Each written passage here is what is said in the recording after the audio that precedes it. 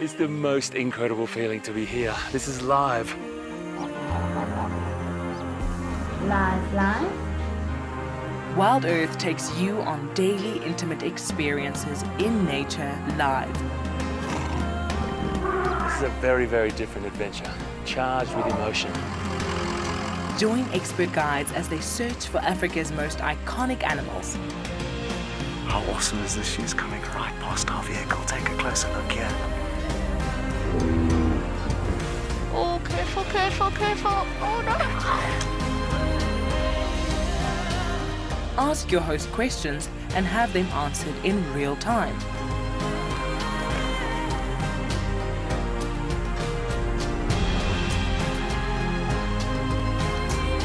Join us live every day on Wild Earth.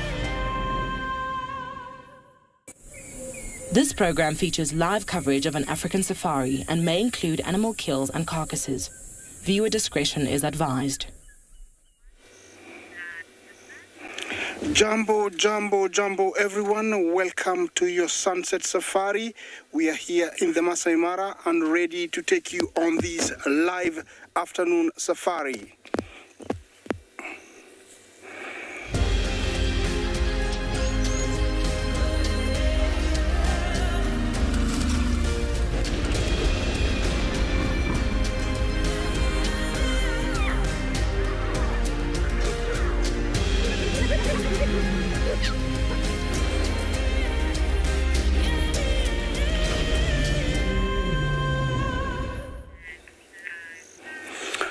A very good afternoon, everyone. Welcome to Masai Mara in East Africa, Kenya.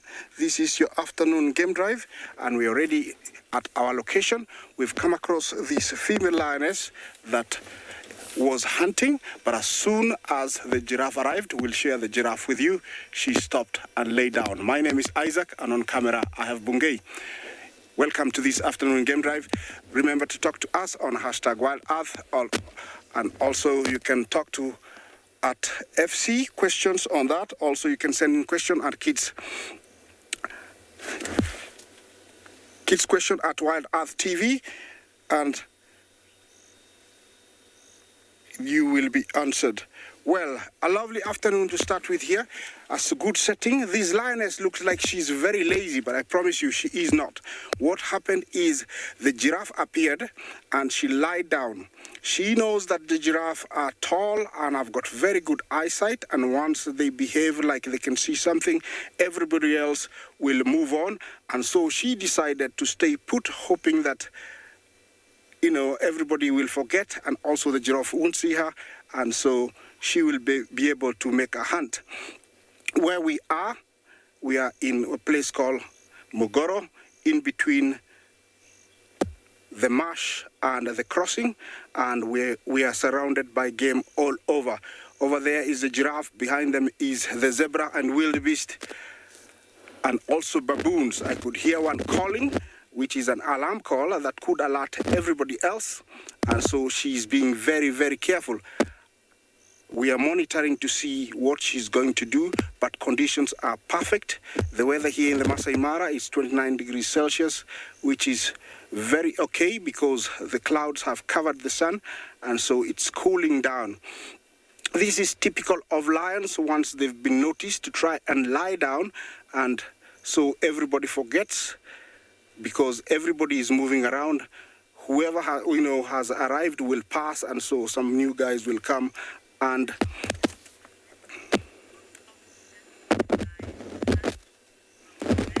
Rosaline, Jumbo, and good afternoon. Welcome to this afternoon game drive. You want to find out how often do lions hunt?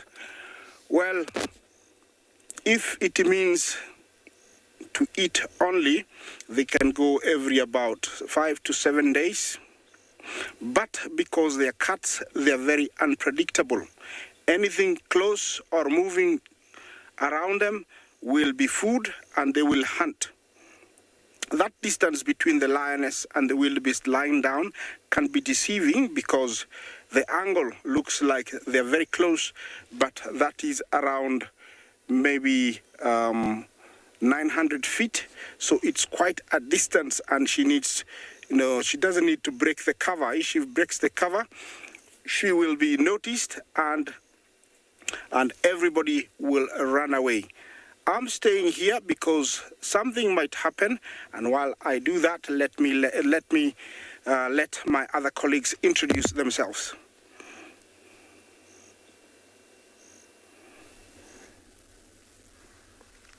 Greetings, and a warm welcome to this other side of the Masai Mara.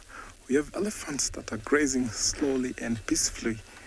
My name is Tim, and behind camera we have Big James. Now, this is a very interesting area where we see elephants gathering every afternoon.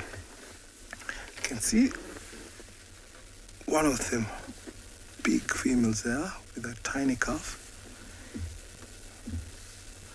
The reason why I identify this herd is because of the mother there with unusual shape of the tusks.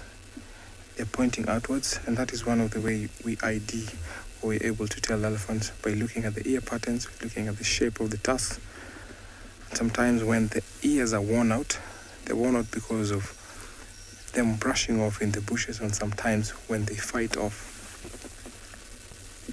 That's a young bull still within the herd.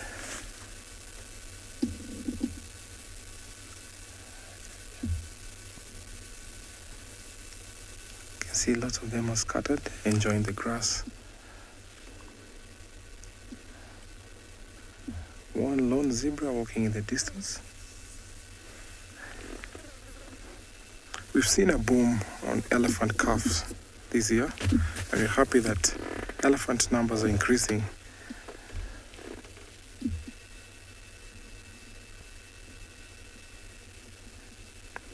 Gina, thank you so much for your question. One of my favorite herbivores is the elephant. I like the social dynamics, I like the way they interact, and I like how they play a mother figure when they are with their calves, and how they get to control these entire herds. Definitely one of my favorite herbivores. I think that calf is super hot. Look at how he's flapping his ears. Continuous flapping.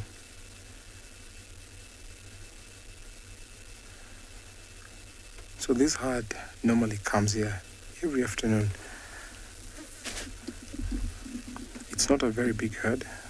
One of the afternoon they tried to charge me, but I think maybe something had spooked them, and the matriarch tried to come charge at us, but it was a false charge or a mock charge. But eventually they settled down and wandered off to the forest.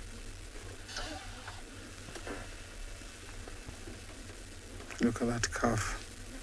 He's enjoying the grass while still holding on his trunk.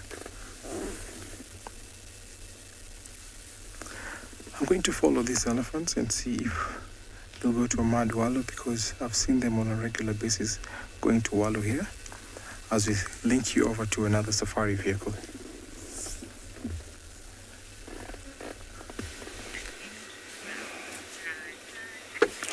Well, the lioness still in the same position. These are tactics, and it tells me that she's very experienced. I am thinking she's one of the Owinos or one of the Olololo breakaway. I still have to identify her, but I don't know. You see the wildebeest, they can hear the call of the baboon, which is an alarm call, and they're trying to get away from this area. Without seeing the danger, they're trying to leave quietly so that they don't become the culprits. We're going to show you the baboon. It's somewhere there, okay? I think should be up on a tree somewhere there, and it's making left a little bit. It's the left a little bit. It was on that tree there. Yes, there I see it. Zoom in a little bit, Bungay. Yeah, you see the baboon on that tree, and you can tell he's got his head raised every now and then. They have amazing eyesight, baboons, and they are the self-proclaimed, askaris or guards. They will alarm everybody and alert everybody who's around that there is a threat, which is in leopard or lion, so that the lion starve and they all get out of this world, and so they become the dominant ones. Also to the left was the giraffe that is still trying to find the lioness, and this is the guy who's the reason why the lioness went down and she is resting.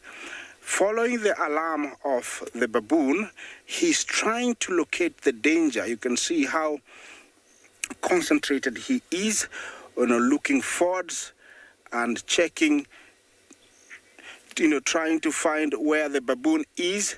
See that? Walking cautiously. I hope he doesn't see it.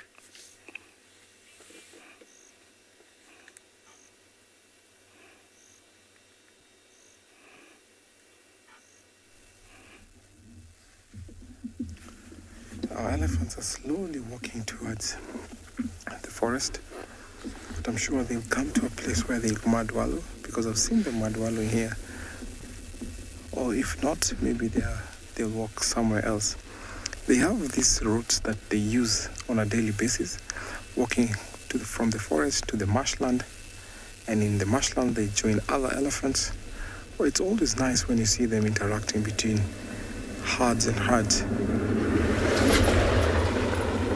Interesting thing is that when they are mixed up with all herds from different families, they are always following their matriarchs.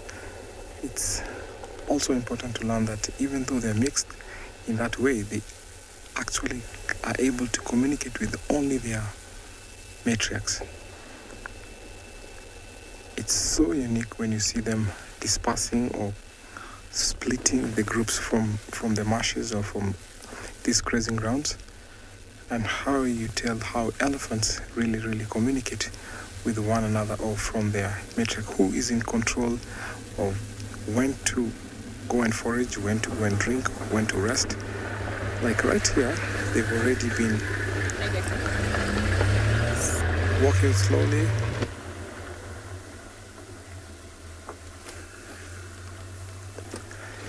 Jack, thank you for your checkup. Baby Jasiri, we've not seen him for quite a while, but that was one of my mission today, this afternoon. So we driving near the forest to see if Baby Jasiri is there, and I'm sure because he was by himself and he was looking strong, or maybe he's found some elephants who've taken him as an orphan. We'll be keen to know. But I'll keep you updated as we follow these herds.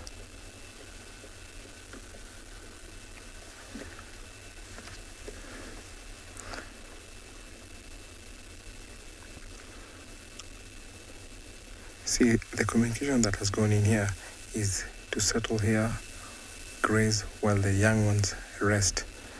Because these long distances, the calves get tired, so the mothers know when to stop, when to make them feel comfortable and rest.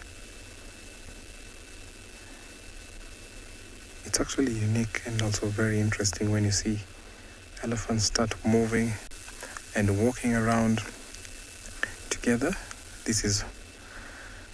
Remember, this is a very interactive live safari coming from Africa.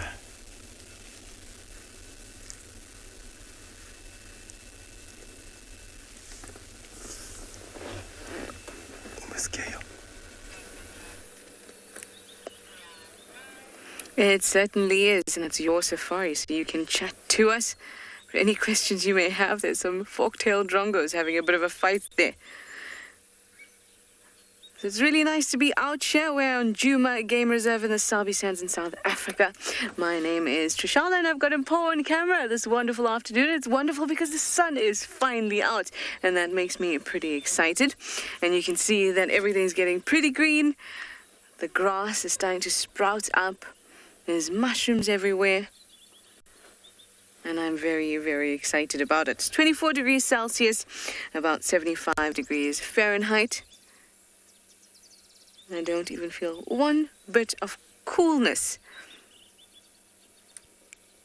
It feels perfect. The air is fresh, with that very nice damp vegetation and soil smell. The bush looks happy today. Hopefully that means that we can find a whole lot of animals. This morning was quite busy. We had Tlalamba, had the Nkuhuma Pride, and the hyenas.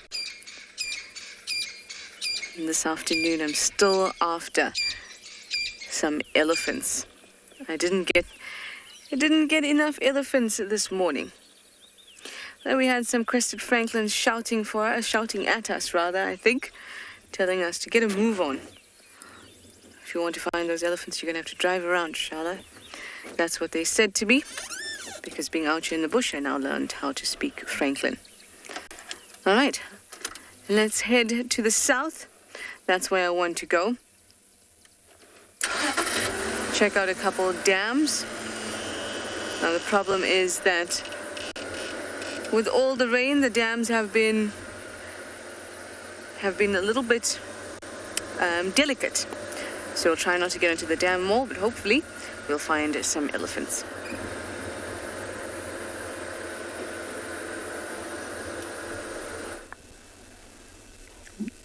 Back here in the Masai Mara, we've come across another herd. So the first herd is to our right, and there's another herd approaching, and they're still walking slowly. You can see one of them is mud bathing. Very, very interesting to see. That is one way of cooling their bodies. They lose a lot of heat and water in their body. So a calf can lose about 2.5 liters of water. So the others can lose about double that amount because they use that to cool themselves.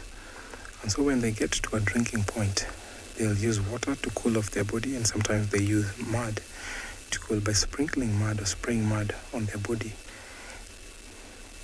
Brings in a layer of mud which helps against parasites and other biting insects, as well as cooling themselves. It's reckoned that this behavior allows the elephants to cool themselves about 8 times better than normal water cooling.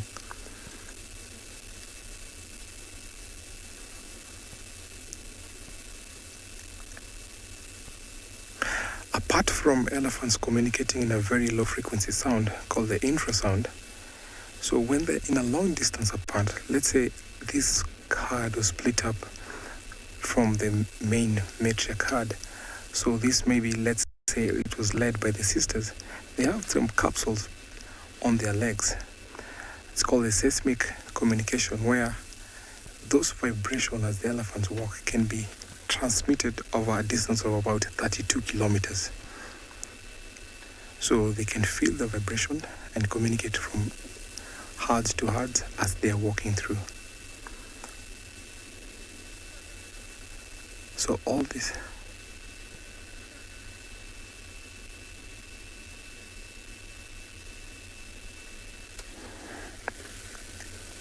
Tony, thank you so much for your question. Young elephant bulls will get separated from their herds from the age of 8 or 11 to 17. Sometimes you see teenage elephants from about 16, 15 being in the herd, but that is almost towards the end of them separating from the herd, but normal age is about 11.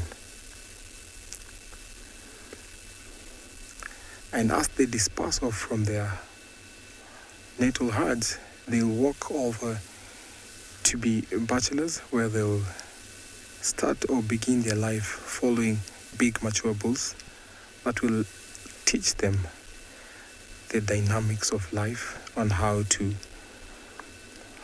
control, how to come into to analyze herds, walking from herd to herd, to analyze the females if they want to go to mating, And through this process, sometimes they come back to their families, but you'll still head back because they have a very big memory. But the females never leave the natal herds.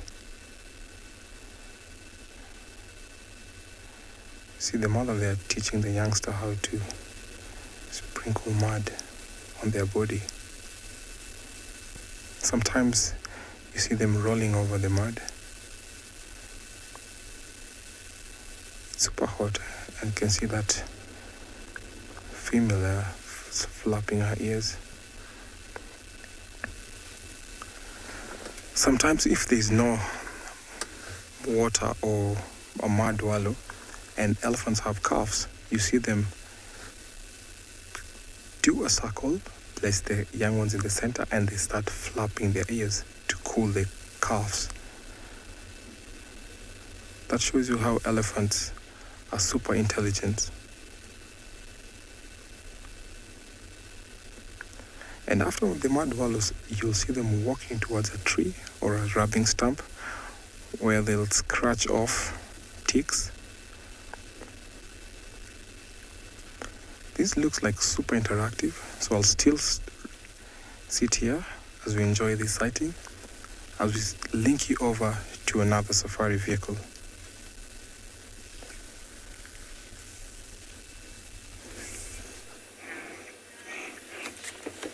Well, I'm still here. The lioness has sort of rolled and made herself comfortable, laid on the other side. I can imagine how she feels being on that long grass there. Could be like lying on a thick mattress because she's very, very happy.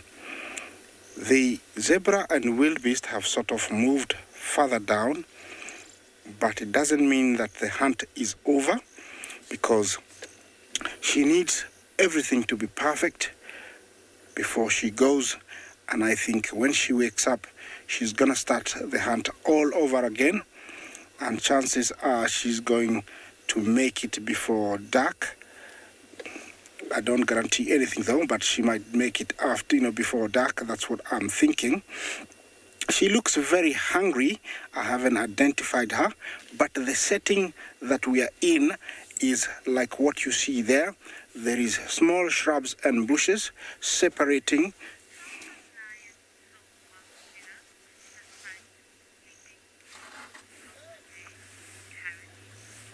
Harish, Jumbo, and please could you repeat the question? It's all about lions, but I missed the better part.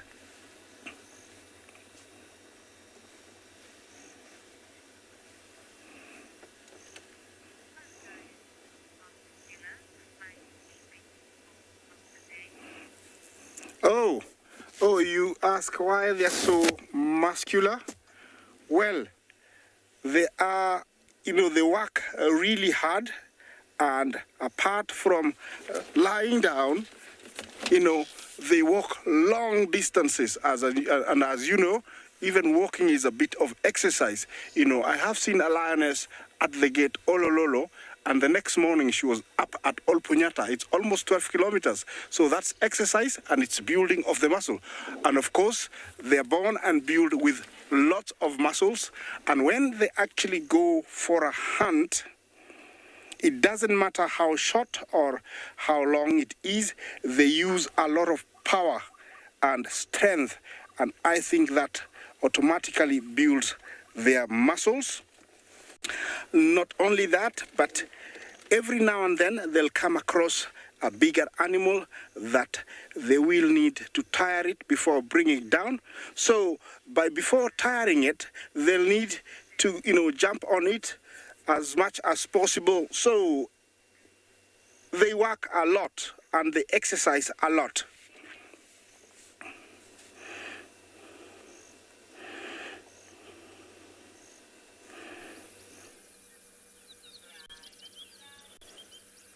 Here we have some really nice giraffe. We've been actually really lucky the last few weeks with a number of giraffes all around on Juma.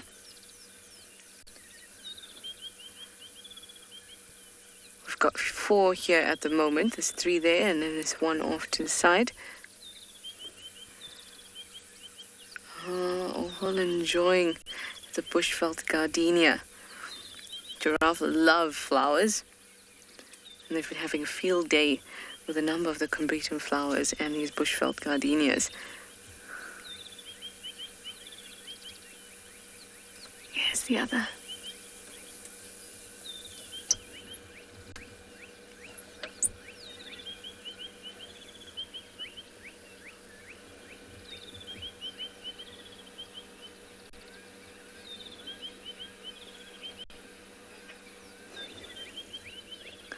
This looks like a group of males. This one seems to be the older of the four. Oh, look at that sun shining right onto him.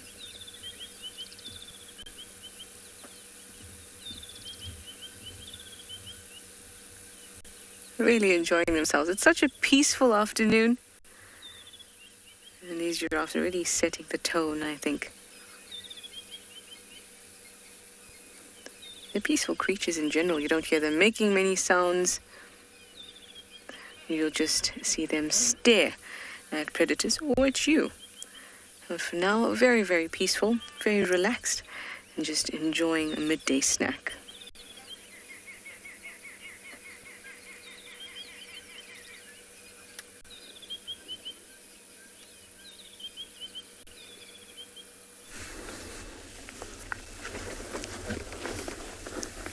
From the elephants and zebra and giraffes, we have giraffes being the tallest land big animal, and we have the elephant that is the biggest land mammal. So those two can never fight. They all are herbivores, but we have different coloring when they're walking or when they are feeding, which is also unique when you see them out here in the wild. Our elephants here are separated from a different herd. Kobe, they'll be joining soon. You can see the matriarch there is doing a busy job eating what she's already cooled herself. Their communication is so unique such that these matriarchs, when they're walking, sometimes foraging in the forest or in the savannah like this, you find group members dispersing away from the matriarch.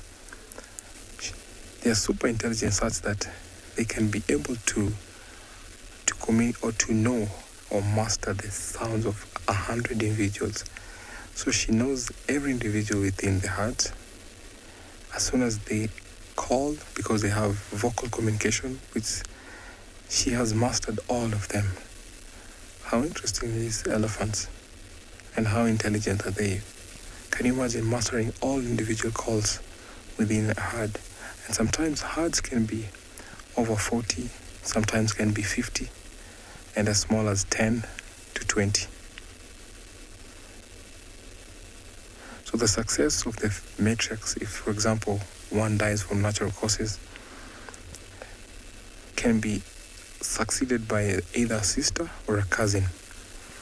And that makes sometimes elephant herds split up and form two herds when an individual matriarch passes on or dies.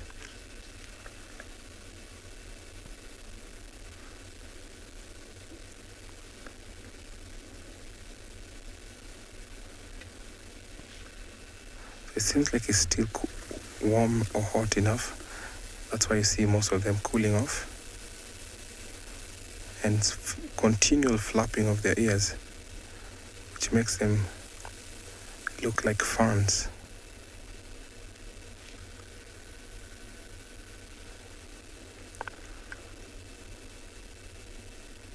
They also face downwards so that the wind will blow in back of their ears, so that the wind or the cool air that is trapped between the ears and the body gets to cool the blood that in their blood vessels, and which makes them cool off their entire body.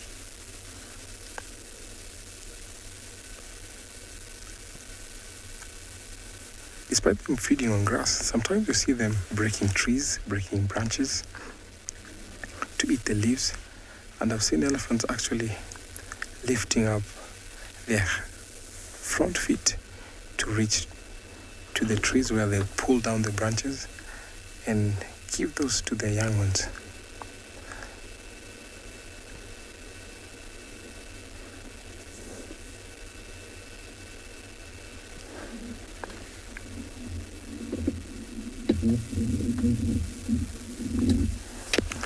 Tracy, thank you for your question.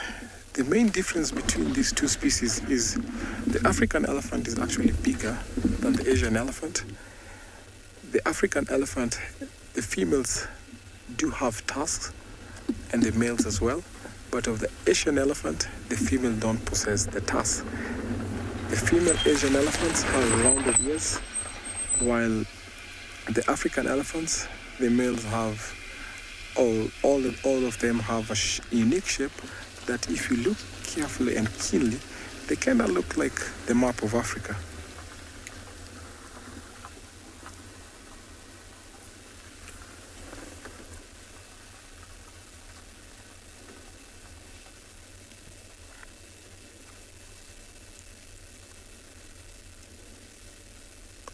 Some have long tusks, some have no tusk at all, some have very short tusks. And if you look carefully on either tusk, you find that one is almost completely worn out. Like humans, we can be right-handed or left-handed, as same as the elephants. So the continual or the most worn out tusk shows up if an elephant could be right-tusked or left-tusked.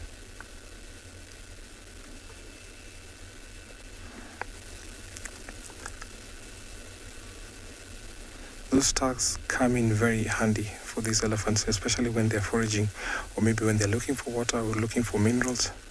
Sometimes find elephants digging for salt on the ground, digging for water, peeling off barks from trees.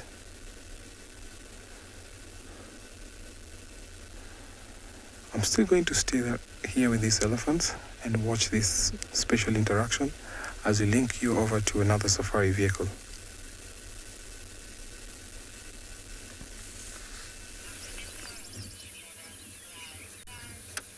There are now 5 giraffes here. They're all spread out, each enjoying their favorite tree.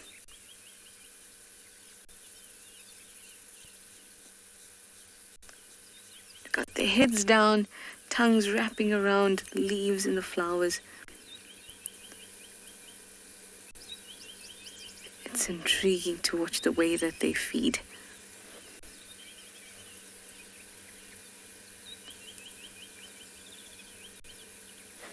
These are a group of males.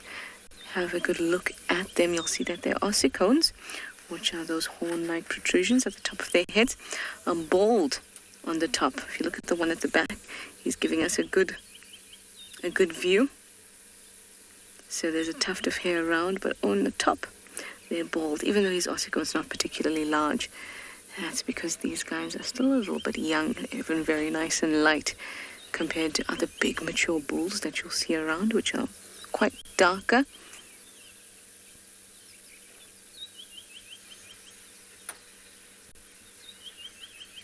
Really enjoying themselves. And even though I did mention before that they're very quiet, very peaceful, because they just look at you when they feel that you are too close, or if there's a predator around, they just kind of look at them. They actually do have a very well-developed voice box and can make a lot of sounds.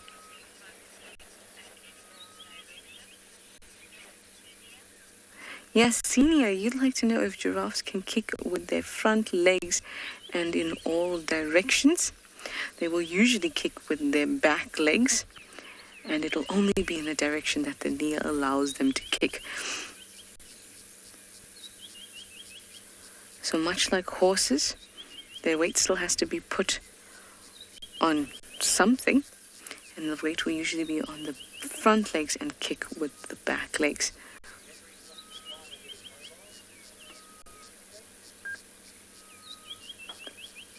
If you look at your own knee, for you to kick something that's in front of you,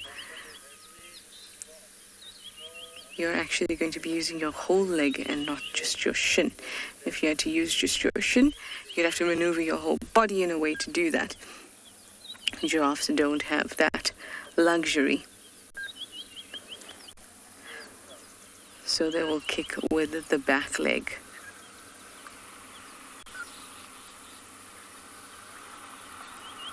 You'll see that they are also feeding on the other side.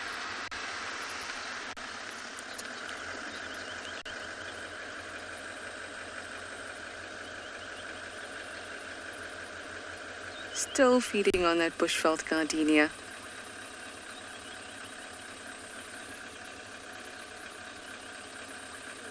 And over on the other side, they're also feeding on some jackalberry.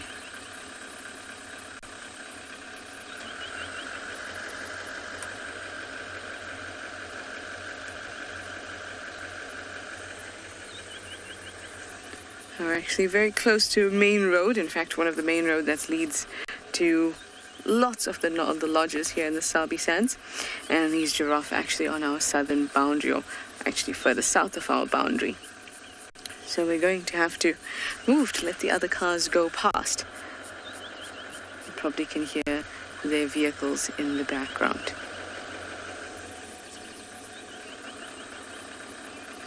All right, well, we're going to leave these lovely boys. It's so nice to see a group of them together. And we're going to let these cars go past.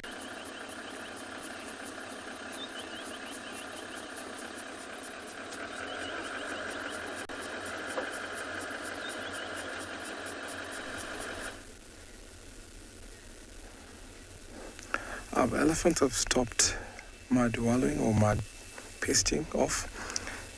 Although they have a big body, they have a small surface area. And like I said earlier, when they lose water through their skin, which is called diffusion, having that kind of a body, they have to keep their skin moist. And that's the reason why you see them pasturing with mud. So this is a process that will help them cool off as they carry on with their daily activity.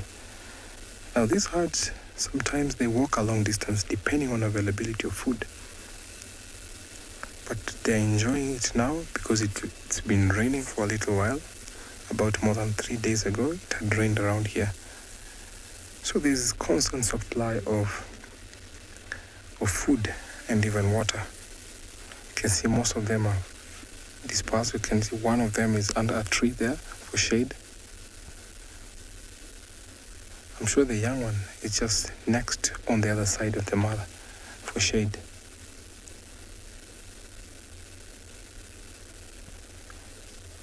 So young bulls will sometimes come and interact with these cows, and these cows become aggressive towards those young bulls and they're dispersed away.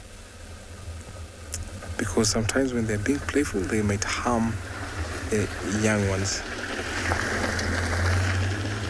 So these elephants are super intelligent, and it's always nice when you watch them hanging out here in the savannah.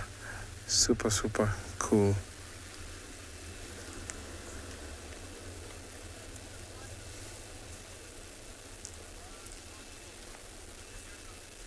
So hard. Hello, everyone. I'm trying desperately to wrangle a tiny beetlie. It was very patiently sitting. There it is. It's just so gorgeous. It's also just so gone. It sat so patiently for so long, and now it's gone. A small dung beetle. Small dung rolling kind of a beetle. Anyway, we are in the area here looking for the Nkuhuma pride of lions, which was seen this morning around here. Unfortunately, they seem to have moved. There are another two groups of people looking for them as well. So with any luck, we'll have some luck. But I'm really not sure if we are going to find them or not. The tracks would seem to indicate that they have not crossed out of the reserve. So we'll just keep trying around this area. And maybe we'll be lucky. It's a most glorious afternoon, delicious temperature. Possibly some rain in the offing, but I think it's all clearing away now. And we should be in for a lovely evening. Oh, that's a nice bump.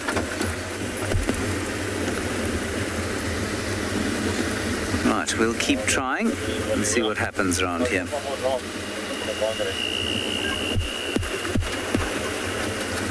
Okay. Best of luck. I hope that we are able to find the lions.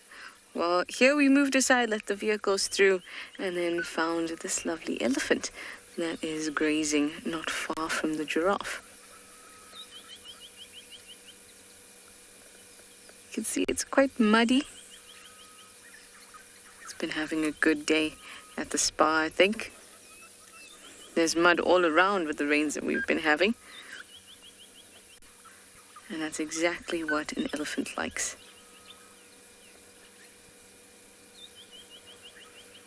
It's quite far away, but I'm hoping that it moves towards us.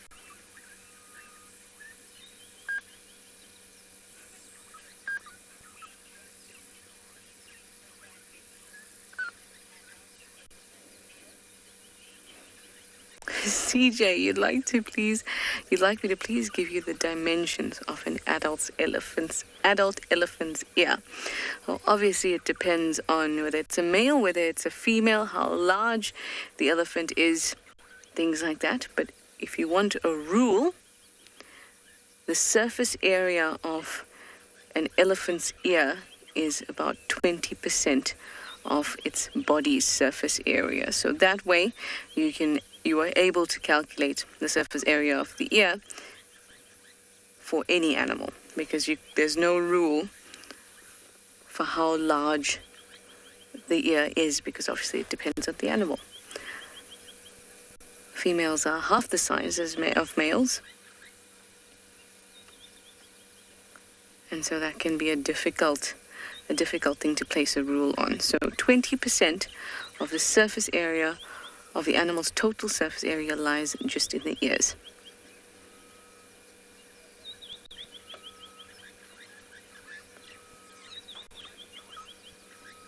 But obviously that's surface area, so if you want to work out the dimension, or if you work that out, you'll have to divide that by 2, because the surface area would be the front and the back, and you just want the dimensions of it. Oh, there's a giraffe drinking right here. The thing with lots of rains is that you get puddles. Oh no. That was nice. You just missed it. We get puddles that fill up with water, so animals don't have to actually go to dams. So you can't just stake out an area where you're going to assume animals will come to, because they have a whole lot of these little pans all over the place that they can drink from.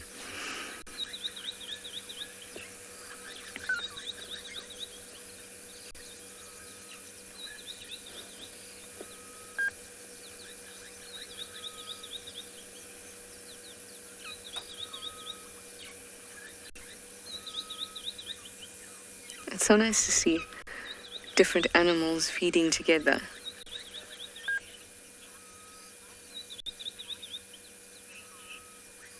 Reggie, you'd like to know if elephants use their trunk or their mouths when they cry.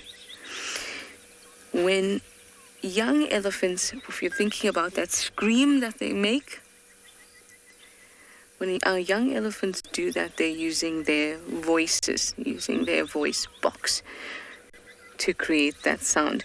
When elephants trumpet, they're using their trunk. But that screechy sound that you'll hear, it can often be a combination as well, but they're definitely using their voice to create part of that sound. Remember that the trunk is a fused upper lip and nose, so it can produce quite a bit of sound. And it's also a very strong appendage, very muscular, and can create good vibration. It's also important to remember that they're not only communicating with audible sound that we can hear. They're also communicating these low rumbles, and these low rumbles are definitely created by the voice box. Being larger animals, they have bigger vocal folds and a larger voice box that allows them to create those lower frequency sounds with which those elephants can communicate with.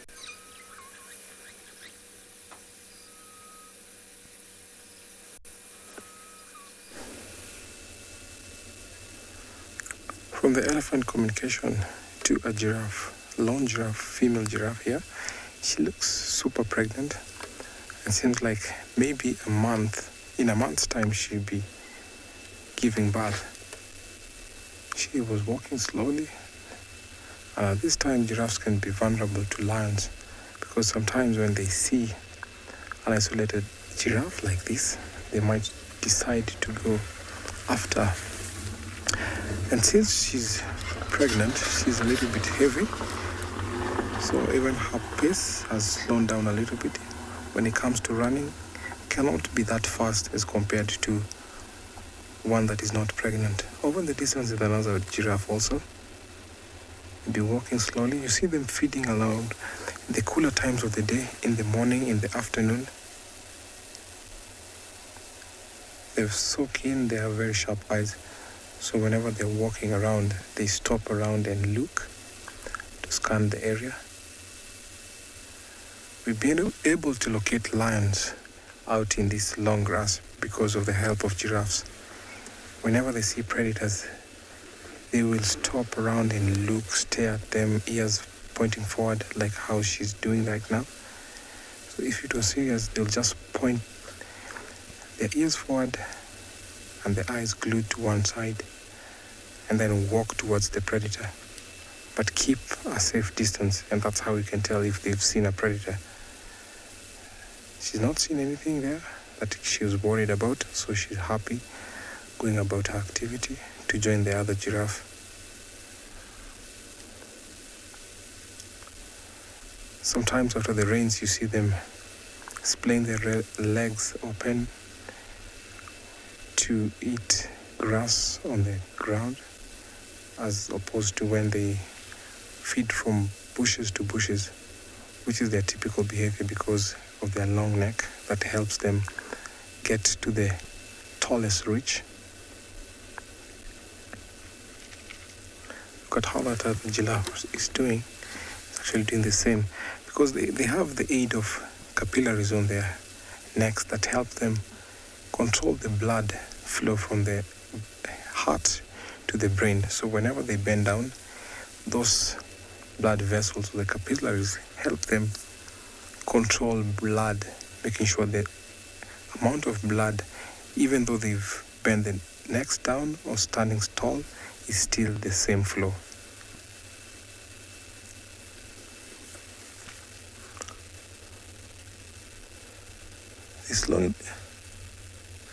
This giraffe is slowly walking into the bush, and I'm sure he's going to join the rest of the family there.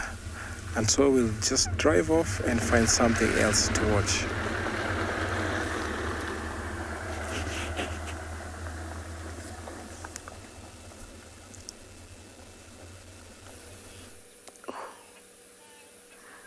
This giraffe here is going to meet the rest of his group.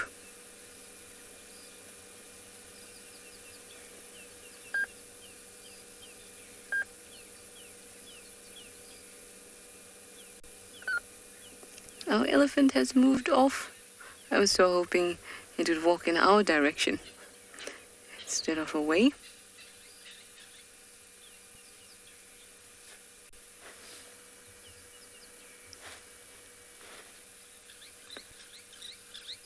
Seems like our giraffes are also moving a little bit more west. But we do have these few guys who are still busy feeding.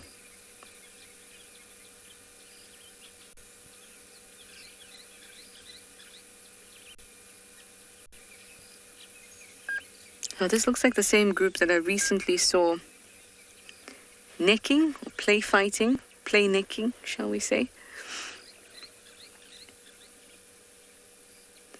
That's when they swing their heads and their necks and try to point those ossicones towards their opponent, and that's how they get bald on the top. You see how they're balding on the top there?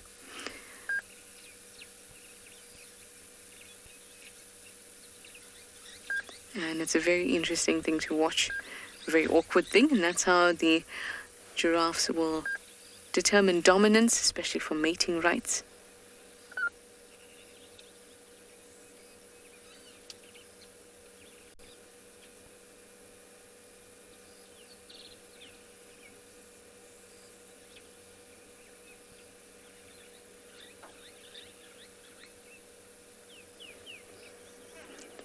One by one, they seem to be moving west. Yes, one leads them, and then they all go.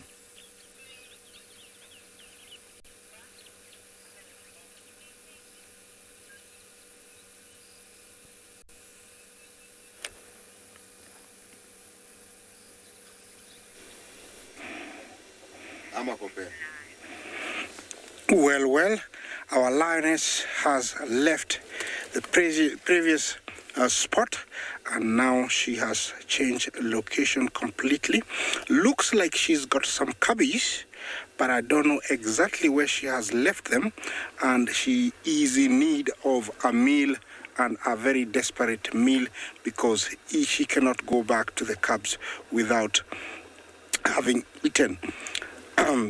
Looking at her, I would say she's one of the Olololos, because the Olololo breakaway or the Oinos don't have cubbies yet, and this one is suckling. So she has walked a very long way, and I don't know if she's at risk of, being attacked by the other females. I don't know, but I'm hoping that, she doesn't, and she gets to get her kill. She's somewhere, we've lost her, but she's somewhere coming. Definitely, I would say she's one of the Olololos. She would be coming out here. Here she is. Yeah, she has used that meta drain to get closer to the wildebeest and zebra that are on to my left, and there is a good number of them. We have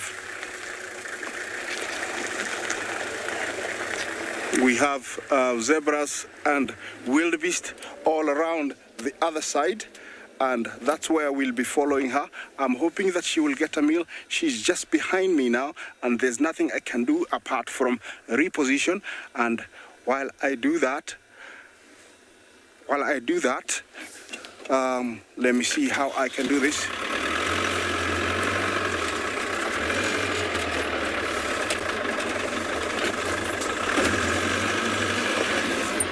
Well, she's following the road, as you can see.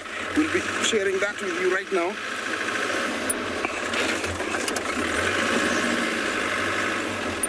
She's following the road, and she's trying to stay as low as possible.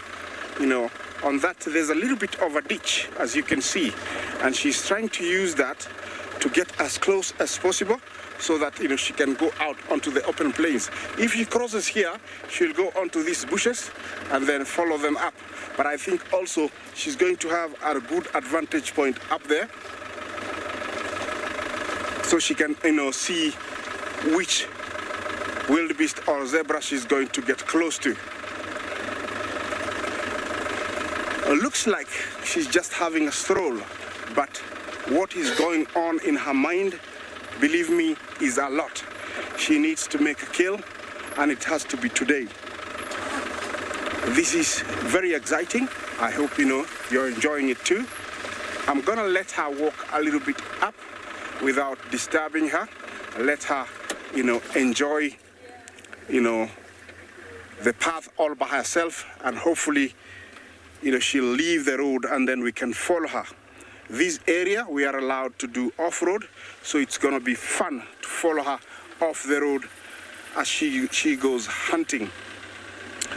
Definitely, if you look in between her legs, and every time she turns, you'll see that her titties have been used, and so she's suckling. You see that? So definitely she needs to get a meal. Lions don't need to eat every day, but if they get something, they will, hunt almost every day. And once eaten a very good meal, they can go for a very long time, up to around 6 to 7 days without eating. I'm gonna let her do the same thing again. Let her be free, do her own thing. I don't want to get too close. She might start running.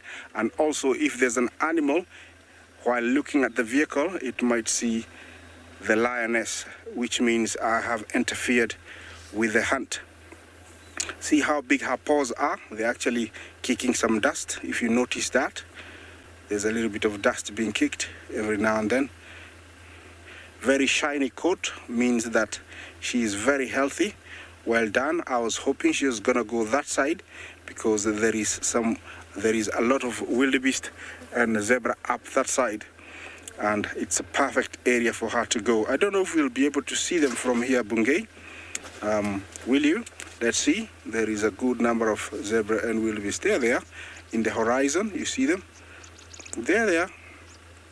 So that's what she really wants to go for. But the strategy she's using, I don't know. She wants to go up the hill maybe and then turn around, start coming down, because maybe the grass is taller here. Remember, she has been in this area long enough. She's always in this area, so she knows this terrain really, really well. And she knows what she's doing. Where is she? Yeah, there she is. You can tell she's walking on that gully, between the road and off the road. And there, she won't be noticed because it's very, very low. I'm gonna try and get closer to her again.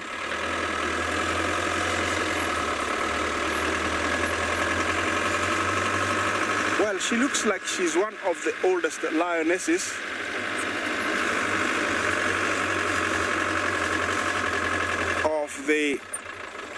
Of the River Pride, and she is the one, I think, with the 4 cubs. Why did she stay still? Is there something up there? I don't know. Could be that there is something there. I don't know, but I'm staying here to see what she's going to do. Do you see how still she is? She's not moving as she was moving, but it doesn't mean that the hunt is over. She could be judging on whatever she has seen, if it's necessary. Okay, you see she has sat down, but it's not over until it is over.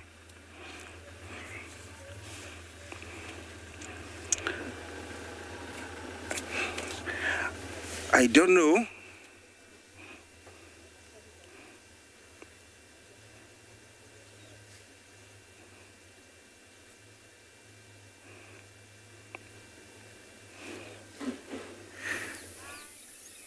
Good afternoon again. Here I am reclining next to a mud wallow, and I am next to a lion track. Here is the track of a lioness who walked past here when this was a little bit wetter. I think probably sometime possibly early this morning, but I think yesterday, because the ground was very much softer than it is now.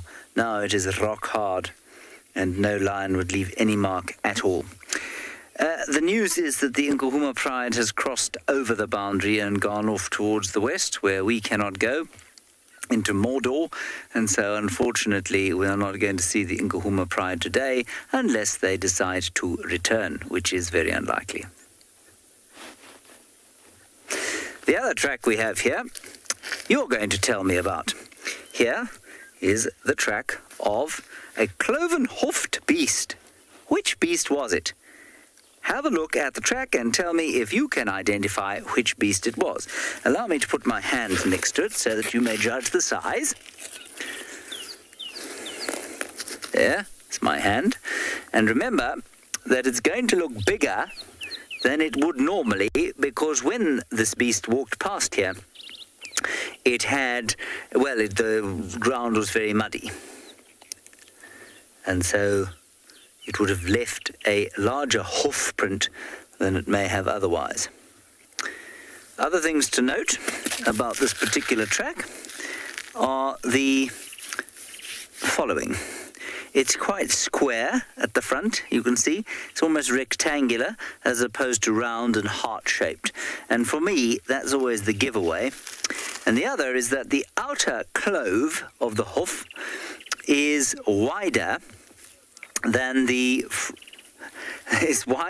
inner part of the hoof. Nebulana, you say that you think this is a giraffe. No, it's not a giraffe. If it was a very, very tiny giraffe, it could be a giraffe, but the shape would be different. It would look much wider, also pretty rectangular, but very round in the front. And the cloves are very similar sized. Whereas this one, you can see the outer clove is different from the inner one.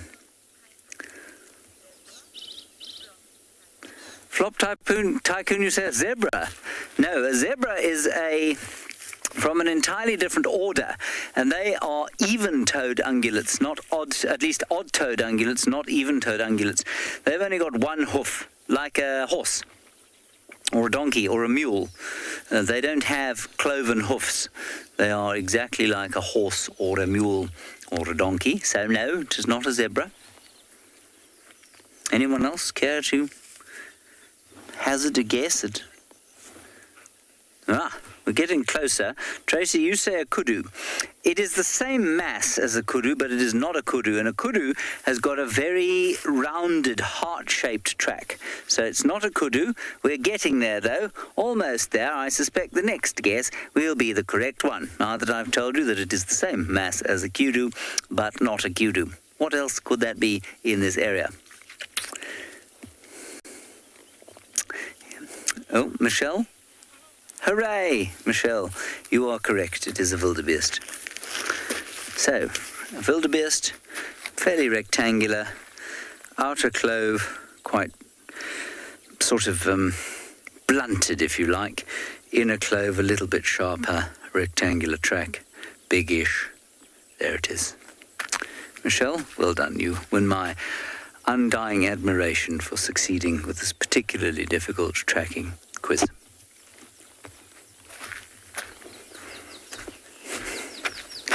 Excuse me while I find my way back to the car.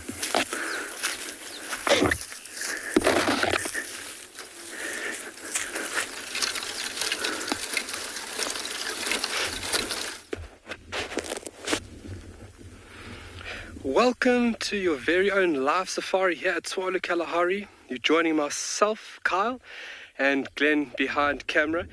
We are situated in the northern side of Tswalu Kalahari right now, and we are following up on the mother and two that we had this morning. We're physically tracking at the moment. We've been busy for about an hour and a bit. She has moved slightly south from where she was this morning. Her and the two young suburbs are moving south. Haven't caught anything yet. We've been reading the tracks. They are moving, and they have been walking pretty steady from where we found the tracks from this morning. Thank you for joining us on your sunset safari, Central African time 3 p.m. I hope everybody's well. So we're going to keep on this cheetah, and in the mix of things, hopefully we can find some other smaller things as well. But finding this mother and three and how active she will be, because she did miss an attempt this morning, so that tummy is going to be quite hungry, and hunger pushes a cheetah to that point where she has to catch something. And she's having those two sub-adults also relying on her. So it's all up to her. And obviously those young ones starting to learn now.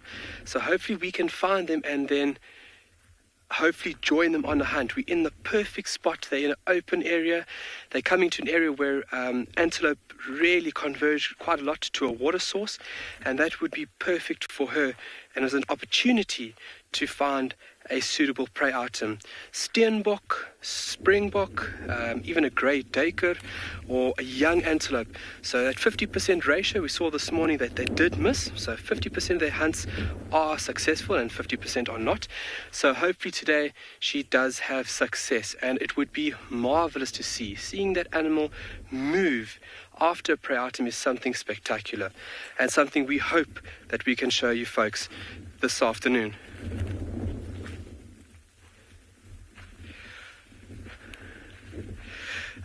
Did we find the jackals from this morning? Myself and Glenn looked fairly hard. We actually sat in that position for about another half an hour. We sat there, we had a cup of coffee.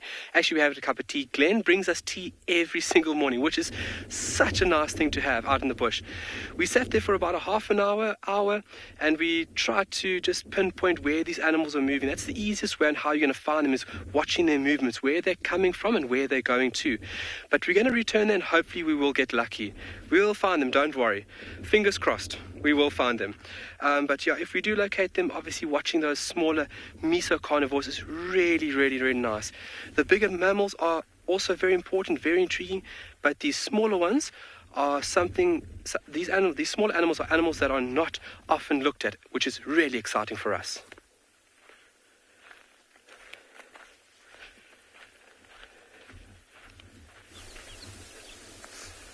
We also found a very exciting little sighting here. We drove past this big dead marula tree, and Craig had a very good spot of a rock monitor lizard.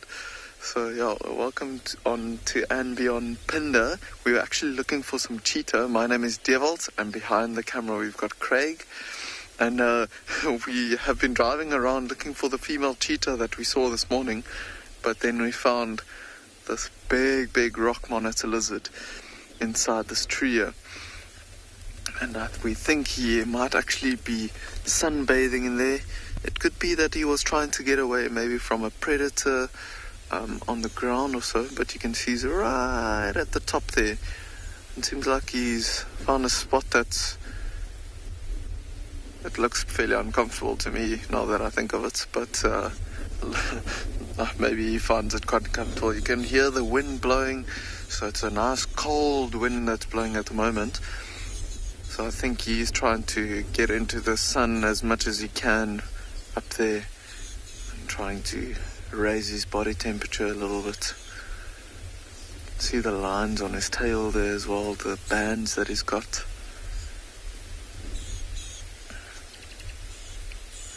Those claws hanging down on the other side there. Incredible animals. And what a big rock monitor it is. One of the bigger ones that I've seen on Pinda.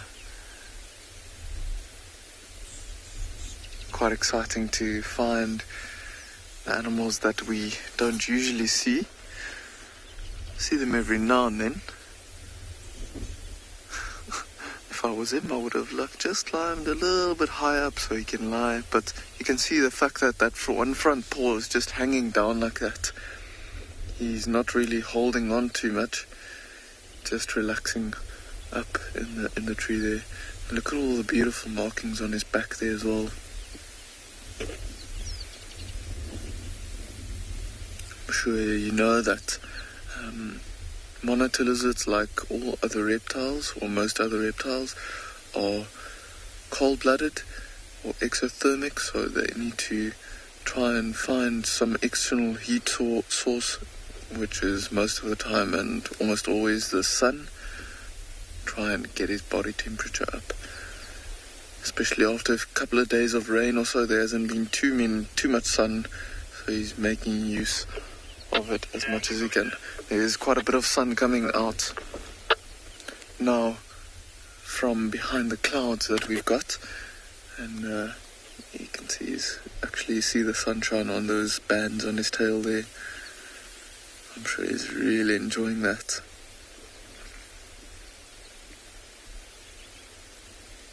Now there's a few birds actually jumping around in the tree there next to him as well. I wonder if they even know that he's there.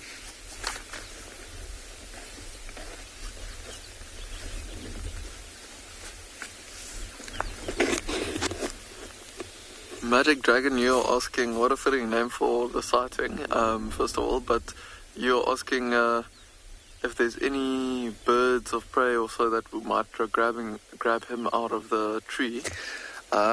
It'll have to be a very, very big eagle, something like a martial eagle, or even in maybe the denser areas on Pinda,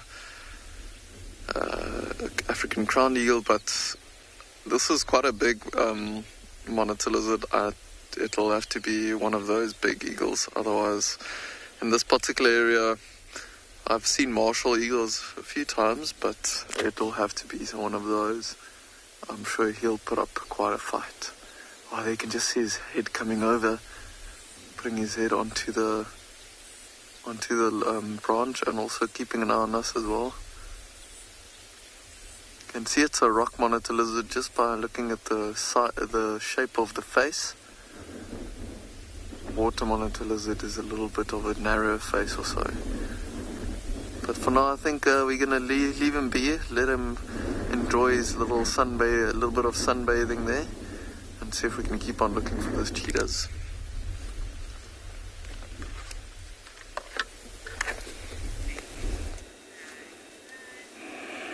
Well, the lioness has repositioned, and there is a stalemate now. The zebras are very alert, although a few are becoming a little bit playful. This is an added advantage to the lioness if they continue playing and pay no attention. You can tell that, she is not really on her haunches, so she is well hidden where she is, and the zebras cannot see her. You can tell the zebra is looking at me. I hope he doesn't see her, and a zebra will be a perfect meal for her. Actually, it will be too much of an effort for her to bring down one, but it will be a very, very big meal. The situation, I'm sure right now, with everybody between, the zebra and the wildebeest, is that they don't know the lioness is here. As you can see, they're not paying attention at all. It's a very added advantage to the lioness. Okay, I don't know if she's gonna make a move now. Yeah, she might make a move to make sure that all is in order. Let's see what she's going to do. I don't know what her strategy will be, but she might follow the same course where she is. So, I don't know, I'm just very confused on which way she's gonna go. I was hoping that the zebra would, actually lie on the road and do the dust bath, but they didn't. If they had done that, that would be a very bad mistake, because she would have taken off from where she is and just rushed towards them. Looks like she's up and she is stalking. I'm gonna let you enjoy this for about 30 seconds, what she's doing, and then I'm gonna come back.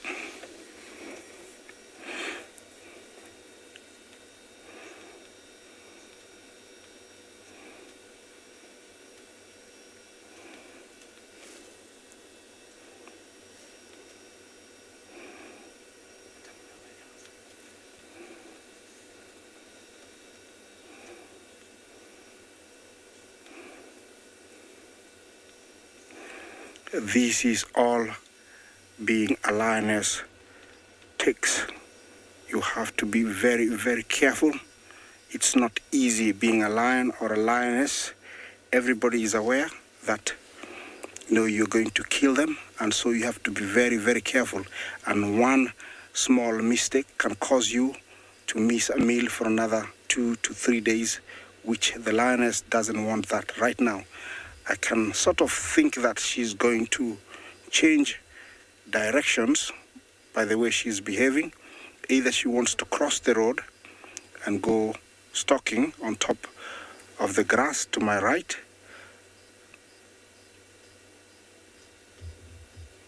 I don't know exactly what she wants to do. Okay, I think she has decided to just stay put for a little bit longer and hope that the zebras will reposition themselves for a good stalking position. Looking from where we are, you might think that she's very close, but I would say she's a good maybe 300 meters.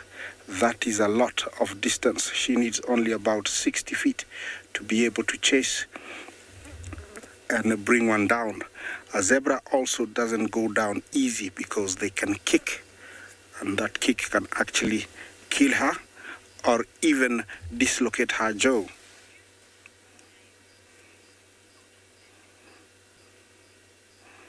Juzik, Jumbo, you want to know if one lioness can bring down a zebra? Yes, it can. They are very, very strong. They weigh about 100 to 120 kilos, but they can bring an animal 300 kilos down. It takes a lot of effort, a lot of energy, a lot of stamina, but they can bring one down. Usually it will take a good 10 to 30 minutes to really subdue and kill a fully grown zebra. So it's not a walk at the park for the lioness also. She's doing really, really well. The zebras, as you can see, they're oblivious that she's there and they're not paying attention.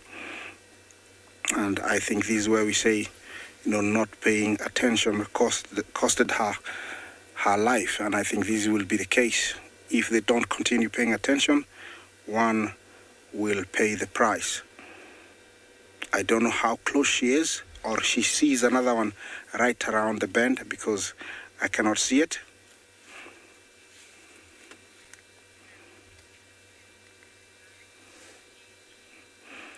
Yeah, CG, Jumbo, you want to know if zebras have good sense of smell? Yes, they do. Very, very good. All their senses are very, very good. But at the moment, there's no use because there's no wind. It's dead still. So there's no wind, so they won't pick up the lioness. Actually, you can tell that there is a zebra off to the left. I don't know if you see it, Bungay. That one there. I don't know if there is more there. And if those zebras on the road cross to follow that one, then definitely we're going to have a kill. You will appreciate those documentaries where they show you a lion hunting and then it takes down a zebra of a wildebeest. This is how long it takes, sometimes hours and hours, but they edit it. Over here, we are live. We're coming from the Masai Mara, and you're watching this here in the Masai Mara, the Mara Triangle. I'm actually tense a little bit. I usually get like this when I see things like this, and things might get intense once she gets closer. Well, I'm going to stay here for a little bit longer. Believe me, if something happens, we'll be, with you. So let me take you to another safari vehicle.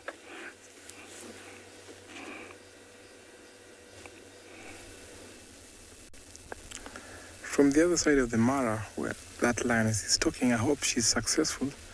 Now we have a lioness that is waiting patiently and staring at the Mara River here. She's at the bank. Could be some animals that tried to come and drink. Maybe they are pursuing them. Because there's two lionesses over here. There's nothing in the water, only the hippos. Of course, they can't go inside the water to get the hippos.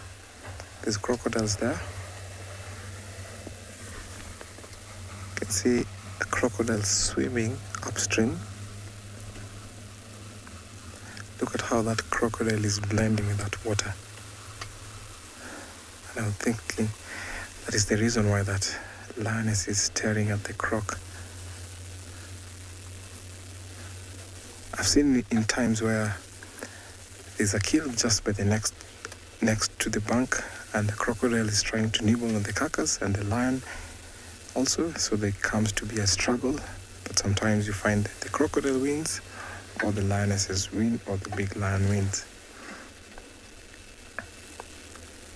So it's that time of the day when activity comes to happen, where these lions will be walking up around because it's a little bit cool, so they'll be enjoying that hunt.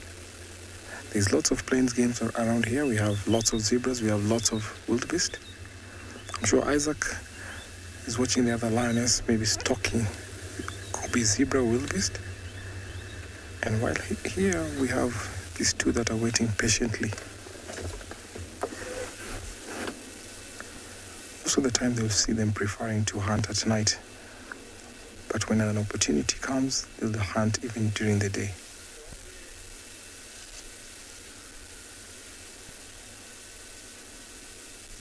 That other one is still staring at the crocodile. Sometimes when these crocs see animals on the bank, they swim to approach the riverbanks just in case these animals might want to go and drink.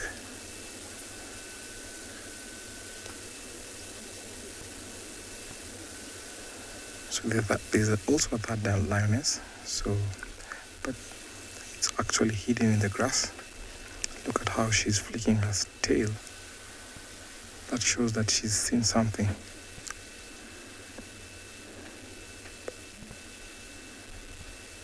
She's now ignored because he knows definitely the croc will not come out. But just curiosity.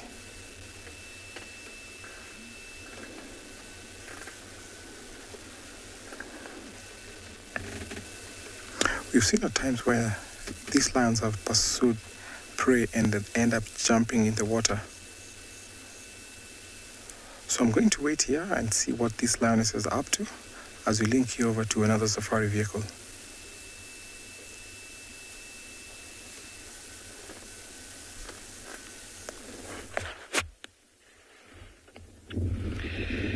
All right, nice tangled mess of vegetation, or beautiful mess at that. But we just would like to introduce everybody to a very special item we found a couple of days ago. It is a beautiful nest, concealed so well. Look at that. In the middle of the screen, that woven, almost looks like, woven material straight in the middle of your screen. That is a nest of a Kalahari scrub robin. And we have found this female to be fairly active, so she is busy maintaining it, and as well as completing the structure in the likelihood of putting eggs in it. And if she does, it would be absolutely wonderful to go through the process of having eggs, first a little bit of building, having eggs, and then watching her provision these little ones with food. They are monogamous, so these birds will form a very strong monogamous pair bonds, and we are in the favorable period to where these birds would lay eggs. Birds generally coincide with the summer period. Some birds, they lay the eggs in winter, like our sandgrass, but they are ground nesters. So for this bird over here, being a nest builder, when she does lay the eggs and those little ones hatch, they are helpless. So mom and dad have to provide food over a certain duration for this little one to develop. And concealing it is very important, but they coincide, their nest building and breeding, with that of summer, because summer brings rains and the rains bring insects. And so birds would vary their diet between insects, a little bit of seeds here and there, and some birds even nectar. But having protein for this little developing chick is very important. Protein is a very important thing for that little one to grow really, really strongly until it finally fledges as an adult. So we just thought we would introduce you folks to this wonderful site. It is obviously sensitive, so when we are here, we're going to do minimal movement. Obviously, if she is there, we won't be walking around, but we have a perfect spot. The vegetation is like molded this perfect little hole for us just to see the nest. It is sublime. So it's definitely something that we'll be focusing on. And when do you ever get to see a Kalahari scrub robin building a nest? I've never. This is my first Kalahari scrub robin nest to be found. I love finding nests. It's a real challenge sometimes, understanding the bird as well as the habitat and their behavior, all in correlation, allows you to find these wonderful concealed little items.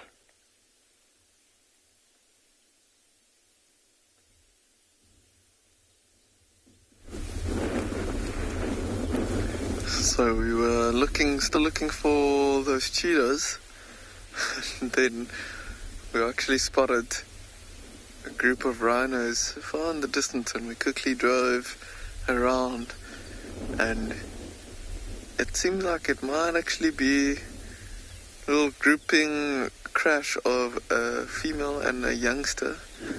And look at this youngster looking to the left hand side there.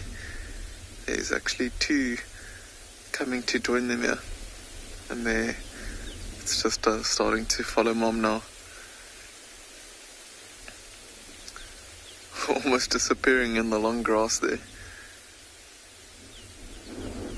And they're slowly feeding in this direction. I'm hoping that if we stay here for long enough and not keep nice and quiet and don't talk too loudly, and they might actually come nice and close to us. And you can get even a better view of the youngster there. See those two that's coming on. One actually has a nice horn there. And they just following this female and the youngster. We actually saw similar grouping this morning. I'm pretty sure it's the same animals we saw. And it seems like it's again just one youngster that's maybe the old calf of the female that's still following them.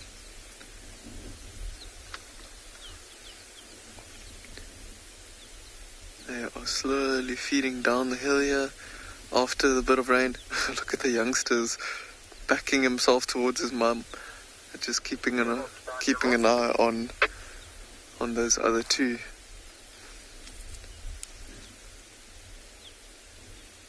See how their heads are down as they're walking, they're just feeding.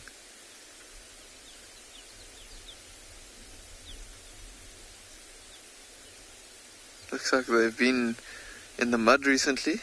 The youngster's got a bit of a two-tone body there, and all of the other rhinos are quite dark in colour, maybe from being wet recently or having some mud on them or so. If I look through my binoculars, it seems like they've got not too much mud on them, but they are quite dark.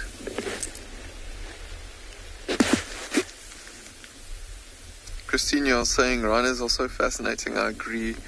Very, very interesting animals, and they all have their own personalities and often react differently to our presence and also to each other also.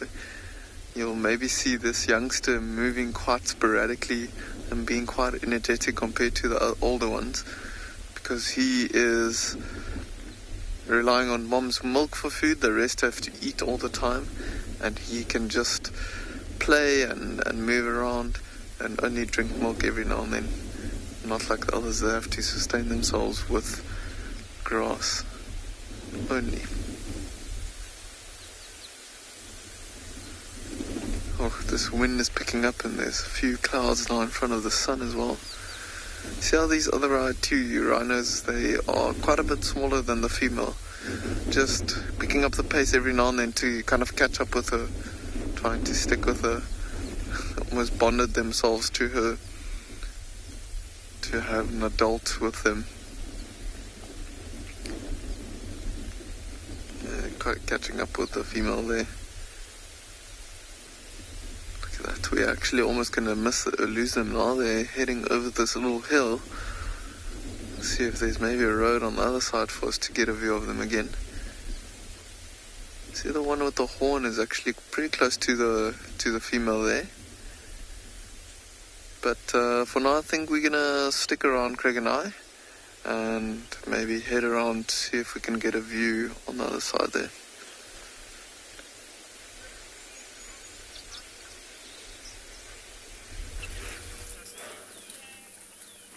We have a lovely little herd here at Buffelshoek Dam. Can you hear the red-billed buffalo weaver squawking away?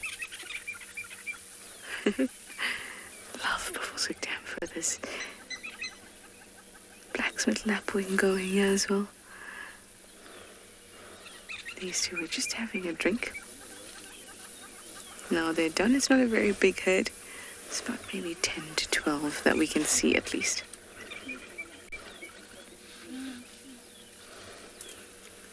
Ooh, that's interesting.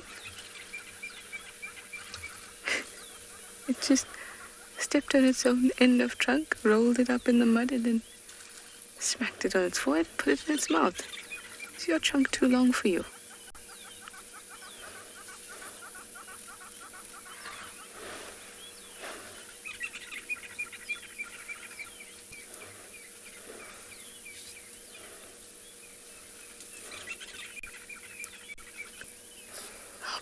by the sounds.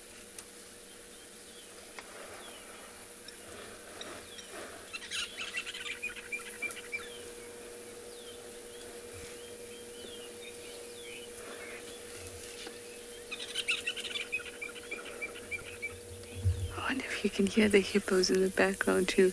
Also not very happy.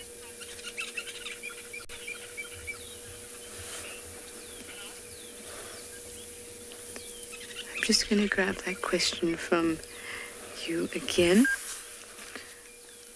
Or rather the viewer's name. It was a question about the weights of elephants.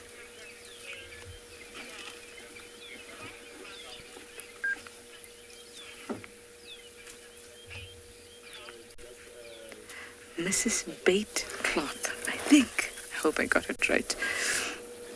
You wanted to know how much elephants weigh. A large cow, or rather, let's start with a large bull, up to 6 tons. So it's 6,000 kgs. And a cow is about half of that, but up to 4 tons, 4,000 kgs.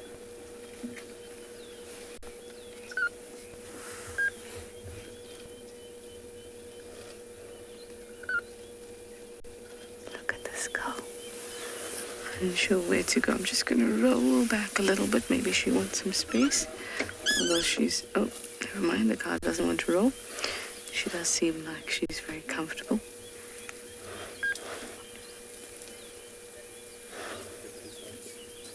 Although she is going to walk in front of the vehicle in front of us in a second. I'm going to reverse just a little bit.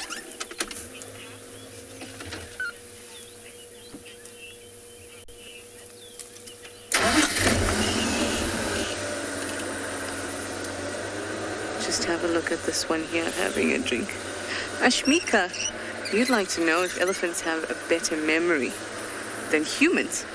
It's a really difficult thing. They definitely have a good memory, but whether their memory is better than humans is a difficult thing to be able to determine because we're not the same animal and we can't really run tests to show which has a better memory. I would think in my experience that humans have a more complex structure for memory storage than elephants do, but for how long they can remember something, I wouldn't know in comparison to a human. Because memory is a very, very complicated thing.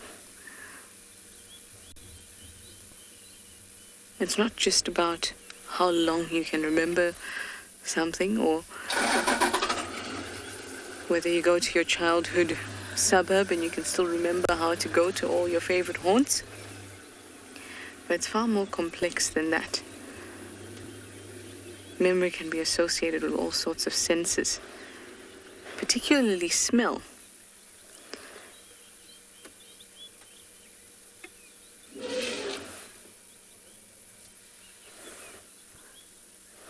Just watching what's going on there. You would have heard that trumpet. So, Ashmika, elephants have a great memory, and in the animal kingdom, I'm sure that there's a right at the top. But our brains are very, very complex. So is in elephants, but our brains are very, very, very complex. So if I had to choose, if I had to put money on it, I'd say our memory is more complex. Because better is a difficult term to use. And I'd say elephants were a close second.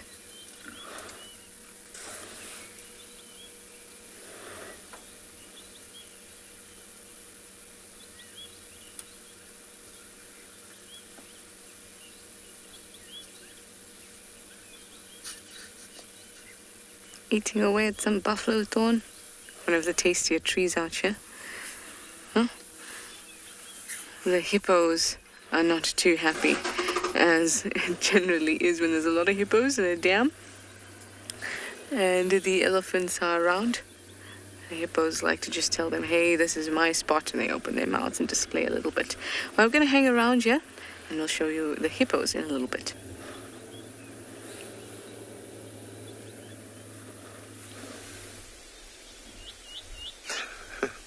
we were looping around to see if we can get a view of those rhinos on the other side, and we actually came onto a little rise here, and just below us we found some giraffe. And look at this one actually coming much closer to us. She's seeing something on the ground there, and now she's looking straight at us. Oh, look at that. And it's quite special because we basically above the giraffe looking down at them. Oh, she's going down. It looks like she's looking at something to maybe pick up or so. To give it a moment and see what she does. There's quite a few of them around actually. She was feeding on that tree behind her, which actually looks like a white milkwood, which has got like a bit of a milky latex in it. Not a lot of animals that love to feed on that. She's listening to us, but yeah, she's looking down to the ground every now and then. Wonder if there's maybe something that she wants to eat or so. Sometimes giraffe might even chew on bones, and often they look down to the ground like that. She's a little bit wary of us before she drops her head down close to the ground. Let's see. No, she's lost interest. But she's coming to feed on this bush right here next to us. Oh my goodness. Look at that. Literally like 5 meters or so away from us, just below us. Craig actually has to do some gymnastics here on the back of the vehicle to be able to get this camera angle. She keeps on listening into this bush here, and now a little bit towards us as well. I think this wind is also blowing our scent away from her. That's why she's happy to be this close to us. But look how she's just peeping at us from behind the bush there.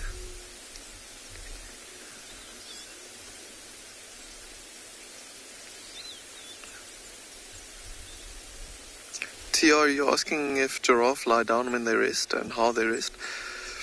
So it depends on different areas, but giraffe on Pinder specifically, they actually do lie down.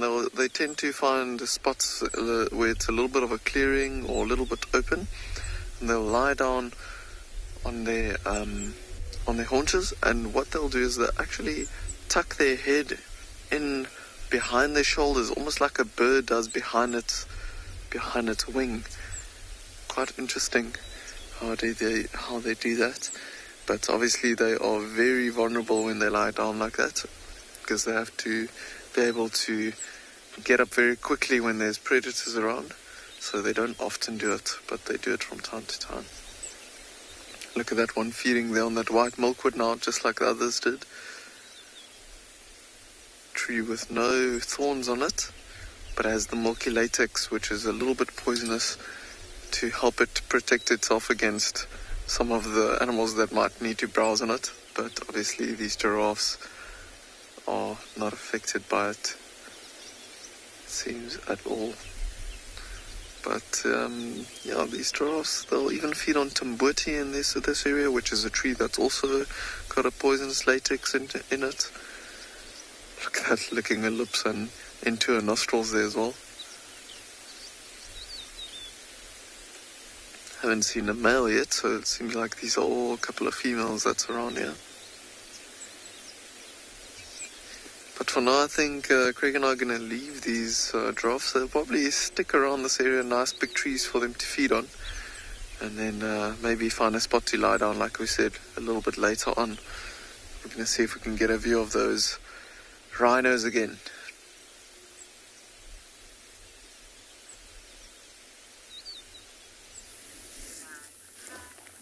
We have managed to find an animal, a few animals.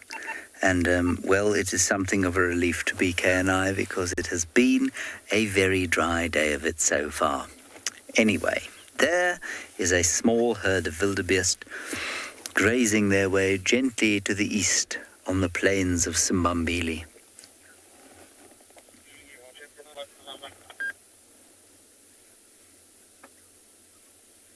Yeah, so far we don't have any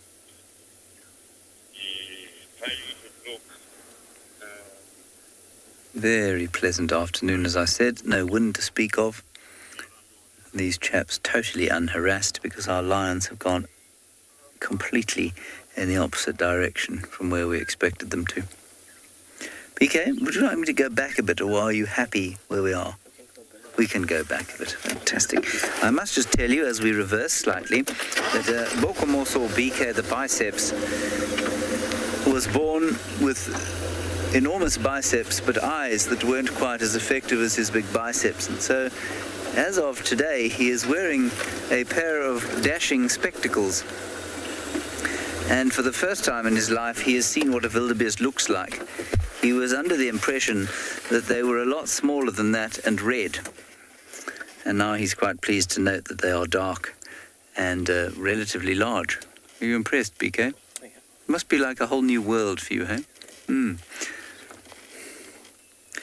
They're roughly the same thickness as Coke bottle bottoms. I'm being unkind. They're not that thick.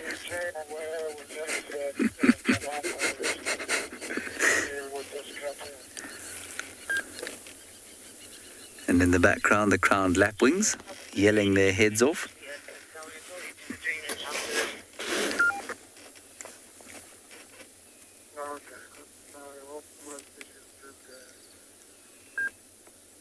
And a little squirrel shouting, probably seen a bird of prey. And all of you now very happy for BK. The next thing you'll be happy to know is that he did bring a snack today, and that means that his growling belly will soon be silenced. Takes a lot of fuel to power his biceps.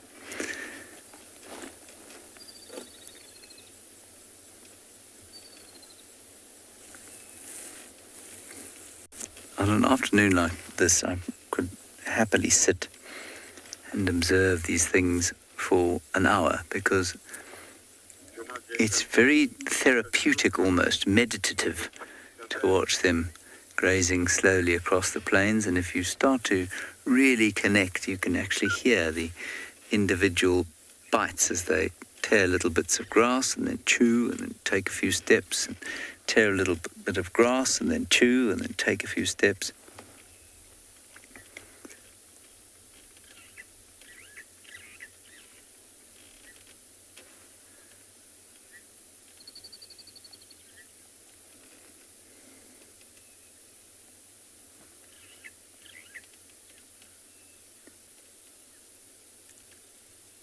And way in the distance, and you won't be able to hear this, is the sound of the cattle bells.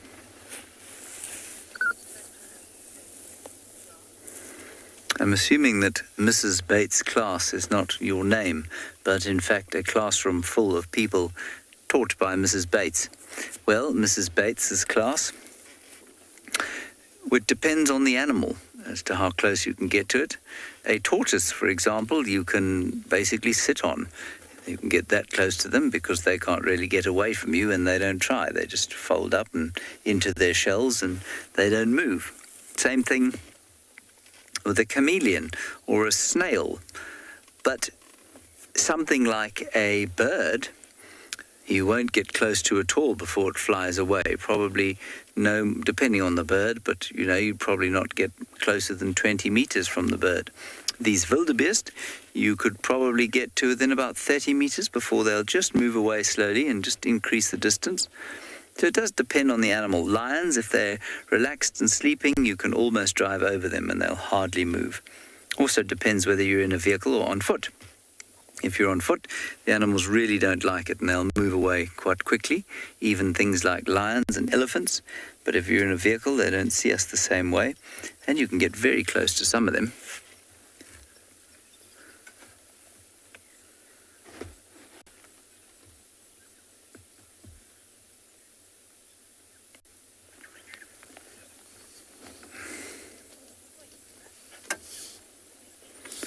So I think we'll sit here a little bit longer and then see what else Simbambili has to offer.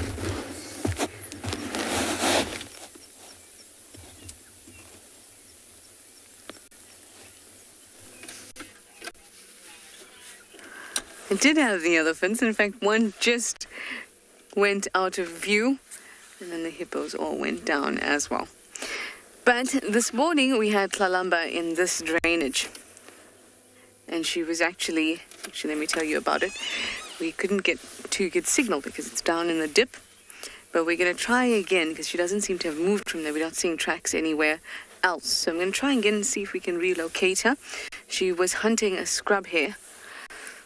It was not pretty because she just kind of injured it and then played with it. And when I had got there, it was about 15 minutes till the end of show, and she still hadn't eaten it by the time show ended. In fact, we stayed there for an extra maybe 10 minutes, and she was still playing with it. So let's go see if she's still there, and hopefully we'll be able to show you. But it's always good to just locate her if she is still in the drainage. And that way we'll be able to, when we come out of the drainage, or when she does, then we will be able to show you. So I'm going to try and relocate her in here. Wish me luck. Hopefully she doesn't take me through the hardest portions of Djuma like she did this morning.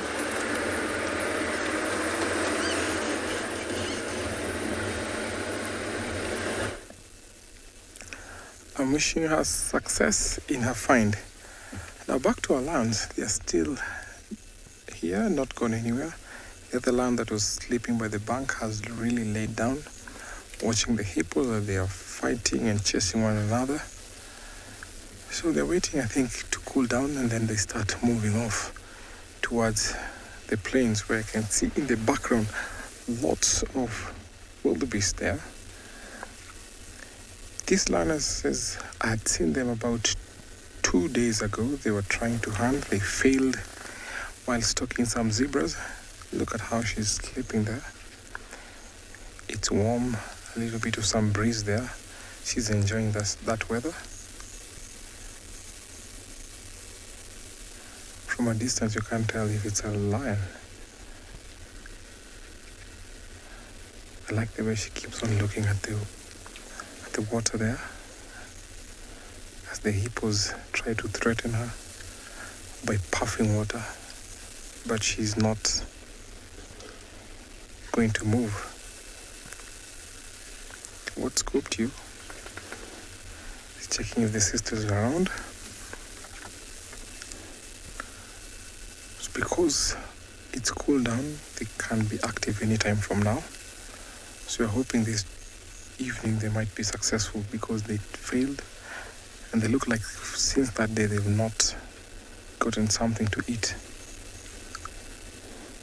The other lioness has an injury on her left shoulder. I'm suspecting either she got the injury from a wildebeest or a buffalo where she was trying to put that down. Sometimes these lionesses go through a rough time as they're finding food. They end up being knocked down, injured, or sometimes they can even die from the injury caused by these animals. If you look carefully, you'll see that she has a wound on her left shoulder.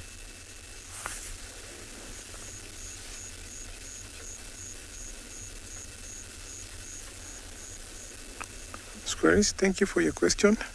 A lioness will take an antelope on her own, especially a fully mature lioness, because they're specialized, they are very, very experienced.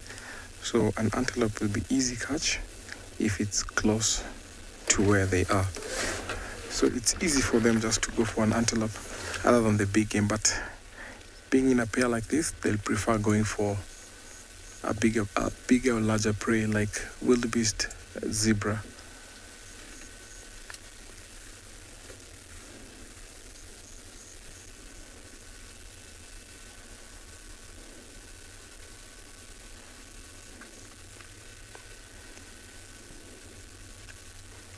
So when they look at how she's sniffing the air to pick in some scent. I'm still going to wait here and watch as they rest, and hoping that they'll be active soon. Remember, we're coming to you live, #WildEarth. kids question at LAUR.tv, on the YouTube comment section at FC. Let's wait and see if these lions will make a move and maybe head to find some food as we link you over to another safari vehicle.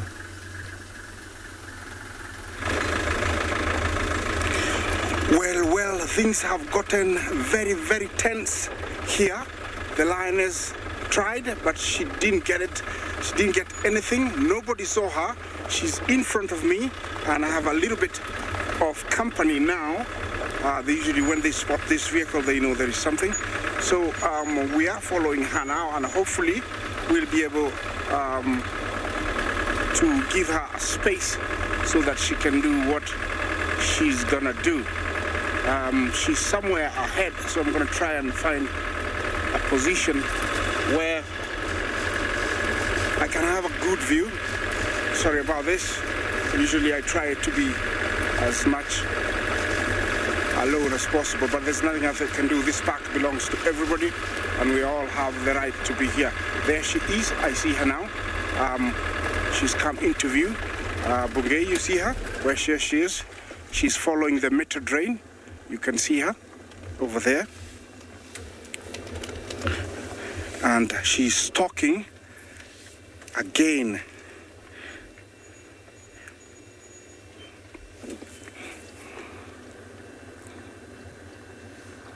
Well, this is what it takes to be a lioness. It's not a walk in the park being, the only one that eats meat, or one of the few that eat meats. It is very tough. It's been around 2 hours that I've been following her, and it's all been exhilarating, exciting. She hasn't had a good chase. She just ambushed, and actually they were running towards her, and for some reason one decided to stop and go back. And so I'm hoping that we're going to have another line of zebra come. But to the right, if you look, you'll be able to see that there's some zebra that are very close, and I think she's gonna go stalking for those ones. I'm gonna try and move closer and position in a nice spot where I can see both zebra and the lioness. And while I do that, let's see what another safari vehicle has to offer for us.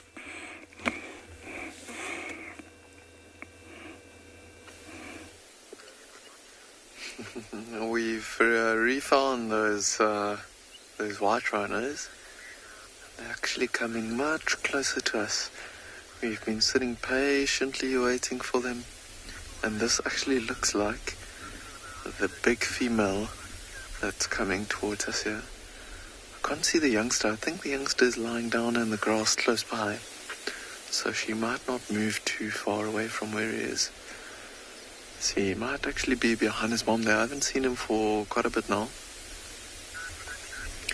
See if he maybe gets up or so. So she's just looking in this direction and listening to us as well. The wind's blowing away from them, so she has to rely on her hearing rather to see if she can find out what we are and if we pose a threat.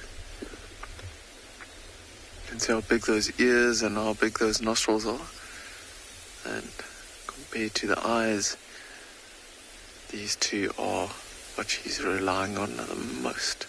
You can see how small those eyes are, so not the best eyesight in the animal world. She's actually stopped feeding for a little bit, just keeping an eye on us.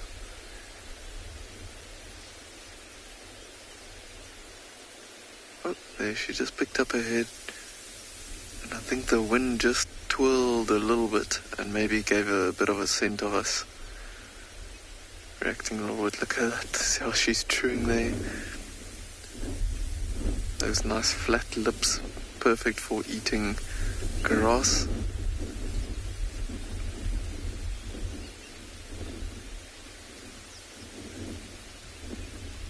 Scotty, you are asking if rhinos sleep on their feet. They actually do not. They lie down and sleep lying down as well. So they sometimes find nice patches of sandy swell also where it's nice and soft for them. In this case, I think they'll find just some nice grass around this area and they'll actually sleep lying down. I think the youngsters now close to some of the younger rhinos on the other side there, And their mom's just moving towards them now. There you can see the youngster coming towards mom. Almost like she was telling him, no, don't go close to those other rhinos.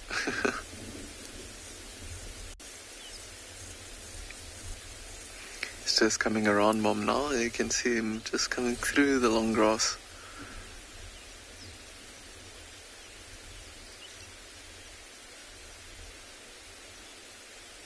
Janice, you are asking if rhinos are bigger than hippos.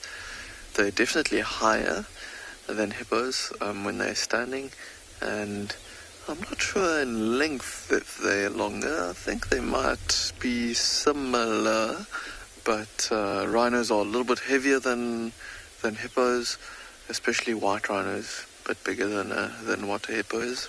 A black rhino, I think, should probably be around par with a hippo, to be honest. But both species, obviously, all three species, obviously, nice and big. They feed on the same things, though. These white rhinos, like you can see this, all of them, their heads down, feeding on grass. Hippos are also grazers, and also can walk long distances from the water that they spend in to feed on grass.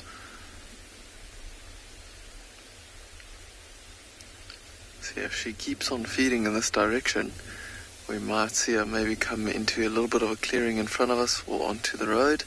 But for now, I think Greg and I are just going to sit back and see what these rhinos get up to.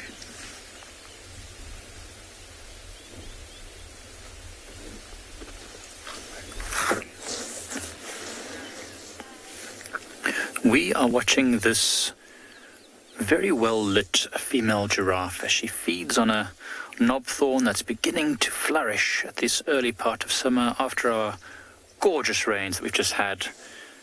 Oh, what's got her attention? What's going on? Have a look in the distance in a moment. What is she moving towards? Hi, I'm Mike. Behind the camera is Seb, and you've joined us here at Eco Training's Pridelands Conservancy on what is a very nice afternoon indeed. It's nice and warm. Well, actually, no, I'm joking. It's sunny at least, but it's very cold. Don't let the fact that I'm not wearing a jacket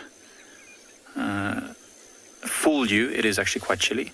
But this giraffe is beautiful, and she's feeding on these sparse knobthorns, just trying to get what she can because it's a time of plenty now. I don't know if you will see, I'm sure, on all the feeds here in the Lowveld of South Africa, that the bush is starting to liven up. Lots of green everywhere, flowers, and some of the migrant birds are back, and the trees are starting to get green. It's really, really quite a lovely time of year.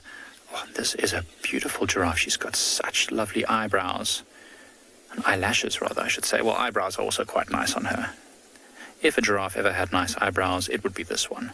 You can see what she's feeding off of now is actually a leadwood, which is surprising. There's plenty of more palatable plants to be fed on this time of year. I guess she's just varying the diet.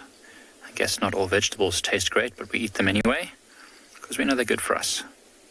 You can see she's just clipping the ends off of those branches, some of the fresher, softer leaves there. She's got nice long snout, so she can really get in amongst those branches to get to the juiciest of the fresh shoots, and she just clips them off using the teeth on the bottom jaw there, and then puts them in the mouth and grinds them up. Just trying to put as much food in her belly as possible. I think this giraffe might be the early stages of being pregnant. She's got quite a round belly, but I can't tell just yet. The belly's not incredibly huge. It definitely looks like it's a bit round, as you can see there. She's looking very healthy. She's glowing. There's a few oxpeckers also sitting on her back, making the most of a little bit of a snack there, and also probably staying a bit warm. This wind is quite chilly, but you can see they're all gleaning their way through there, not just for parasites, but also for any dead skin and other materials that they could feed on, any bits of like hair, maybe for nesting material. It is the spring, so even the birds are nesting right now and breeding, so they'll also be taking fur from this giraffe, probably from the mane. She's got a lovely mane, and lining their nests with it. And she moves off. I wonder if she'll disturb that hippo. This last time we were driving exactly here, we were driving down this road and a hippo jumped out of these long grasses and ran to the water's edge and surprised another giraffe. So I wonder if this giraffe will do the same for us.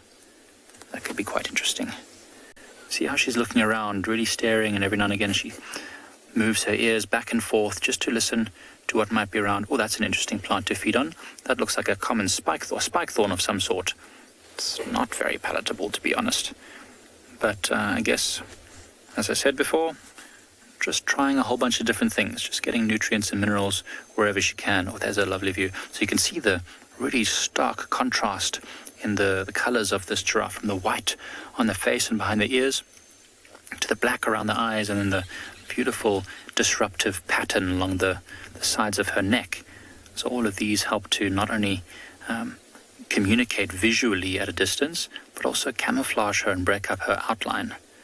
It's really nice to see. She's got a very slender neck, as you can see. You can really see all the muscles moving together to move that neck and that head around. It's actually a really, really good view. And they look so clean right now. We've just had days and days of rain, sometimes very hard rain, sometimes much softer. What have you seen? She also looks like she spotted something. Alponzi, no, they don't have the same markings and colors. Some are much darker, some are much, much lighter.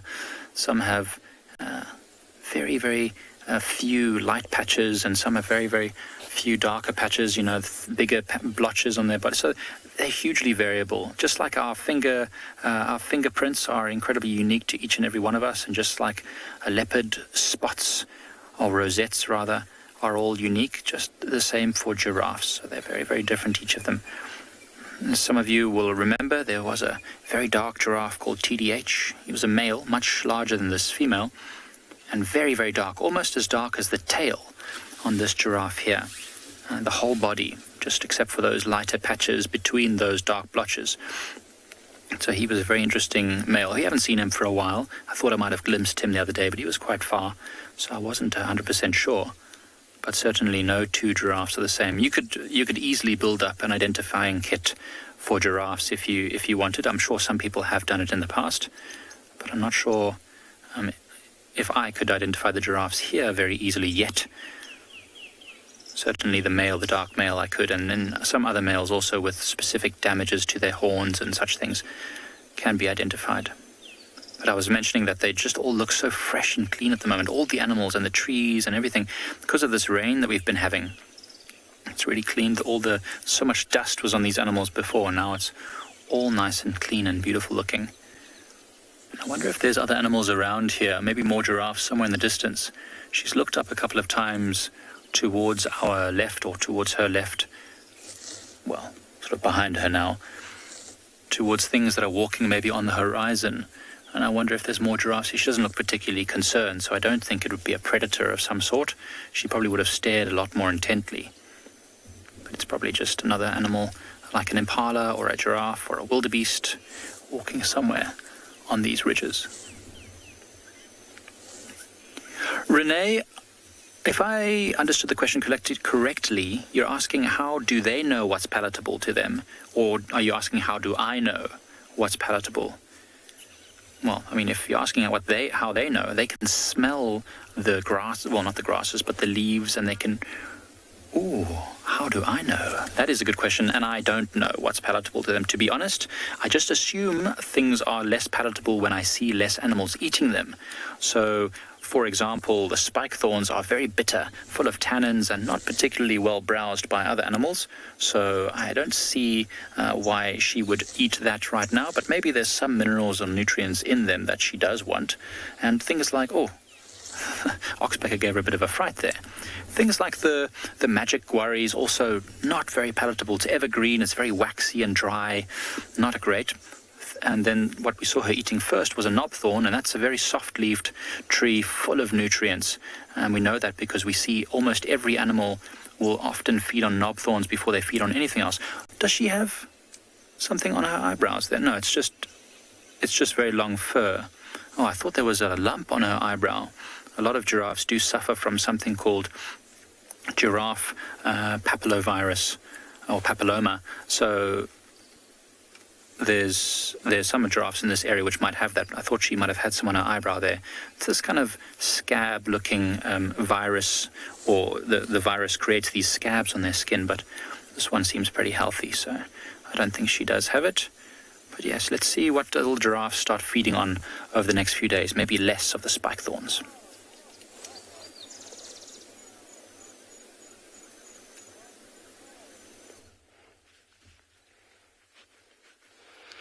Welcome back on board here at Tswalu Kalahari. Myself and Glenn have just stopped to enjoy this beautiful sable bull, busy ruminating. And he has found such a wonderful spot under a tree. It's nice and cool today, nice slight breeze. But he is just in one beautiful setting. Look at that.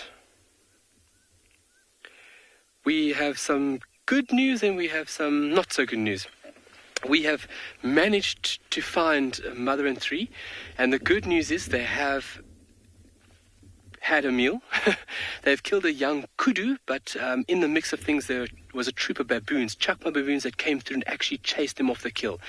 They're about 2 kilometers north of us over here, and the place that they're in is just inaccessible at the moment. They're actually in a ravine line where we're going to be disturbing them on this kill, so we have decided just to move out. We've got confirmation that they've had a little meal, which is great for mom and those little ones, or not so little ones, but those sub-elves, but that's the great news. But unfortunately, we just can't get in there for now. But we're going to stick with the sable, and then from here, we're going to go scratch around at the pan and see what we can pick up. I'm really happy that they got a meal, because that mother is just such a good mom at what she does. She's such a good parent. Just like we spoke of this morning, how hard it is for cheetah, especially in the southern Kalahari and the Kalahari system as well. They really need to work hard, but they were successful, and that is great news. But unfortunately, those naughty bobbies, as baboons pushed them off the carcass. They're no threat, but baboons see cheetah as a threat. They might not be able to distinguish of that between a cheetah and a leopard, and that's why they see a cheetah and they just want to mob it, just to get it out the area. Cheetah won't go for baboon.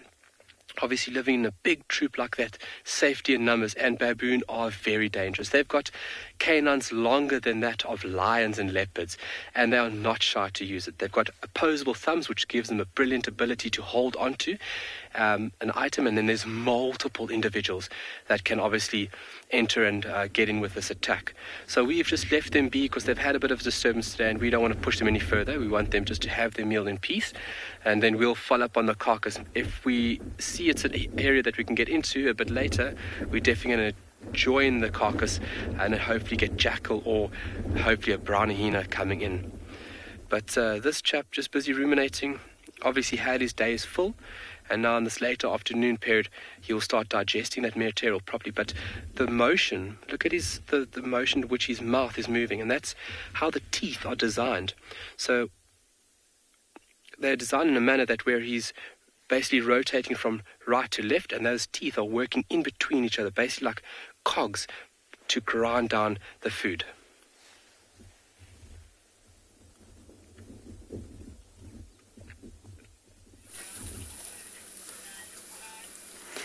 And it's still around Buffelsik Dam. I was scratching around for Tlalamba, no such luck, but we found a very peaceful part of the herd and a not so peaceful part of the herd on this side too.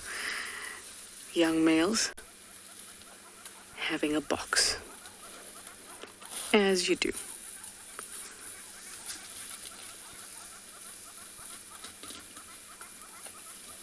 I just want you to listen. I'm going to be quiet. You can listen to them feeding, and then when these two decide to fight again, you can hear the tusks hitting each other, which is just a spectacular sound. Here we go.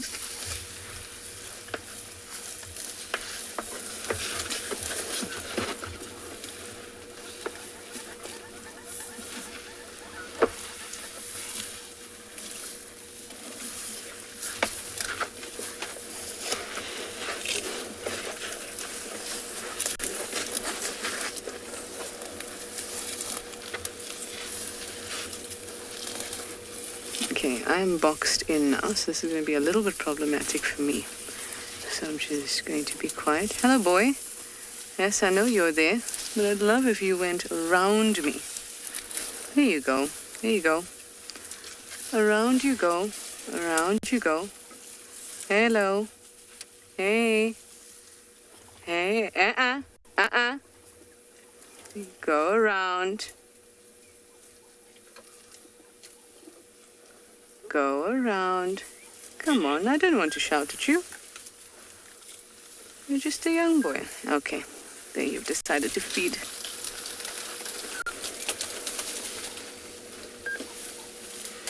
I can see you watching me while you're feeding.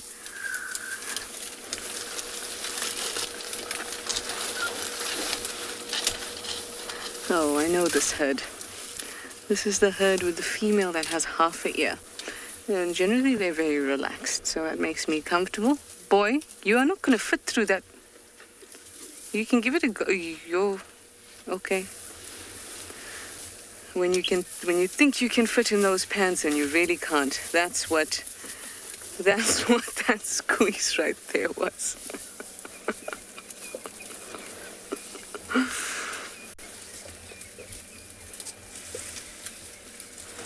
You can often really tell the difference between a situation that is potentially dangerous, like that situation was potentially dangerous, and that's because it's a narrow road. The herd all decided to move at the same time, and then they came around here, and then those two boys also decided that they want to pass in this narrow side, even though there's enough space everywhere else for them to pass. But also you need to read the rest of the herd. The most problematic individuals are going to be those young males who are going to be pushed out and who have this surge of testosterone. That's why they're fighting, and they play fighting, really. And the rest of the herd is completely relaxed. And that's how I knew that even though anything can happen in that situation, I read the rest of the herd, and it's pretty much safe. But always potentially dangerous. So if you look now, everyone's eating quite happily.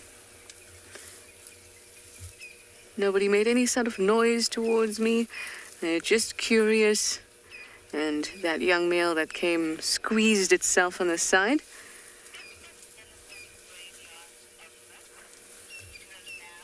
He just clearly wanted to come round to that side. Something very good about the left side of the vehicle. Linnell, you want to know if it's an elephant graveyard? Wowza! Is a myth. There we have some mating elephants. And that is a little bit embarrassing for, I'm going to say, the male. If you heard that.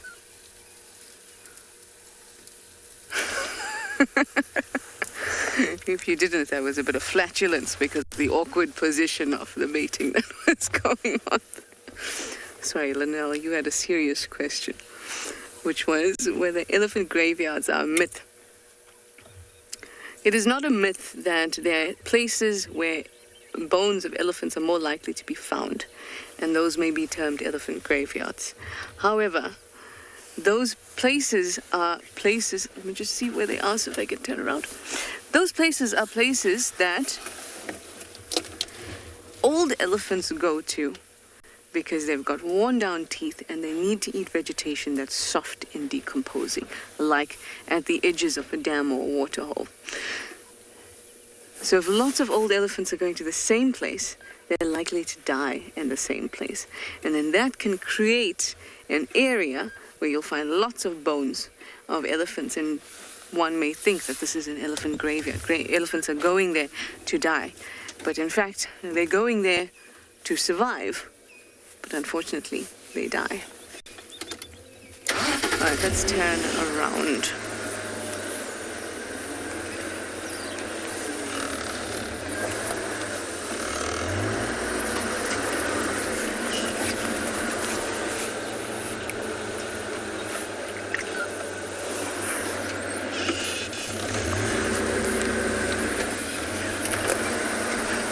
Alright, we might get one more view of them. I'll stick with them if it's a good one. If not, I'll continue on.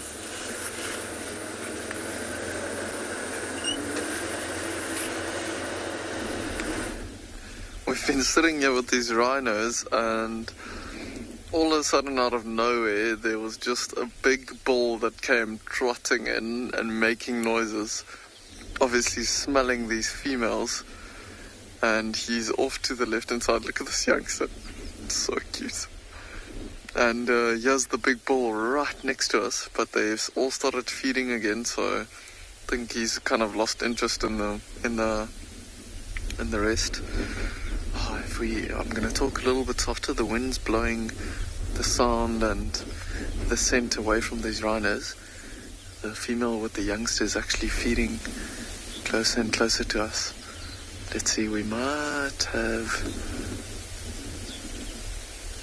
them come super close to us. I'm going to keep quiet for a little bit.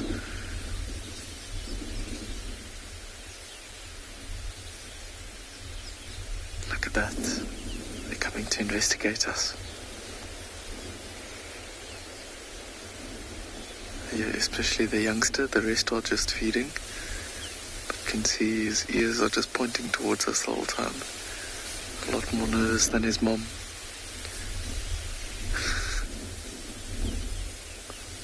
How special is that? They're going to cross the road in front of us, it seems.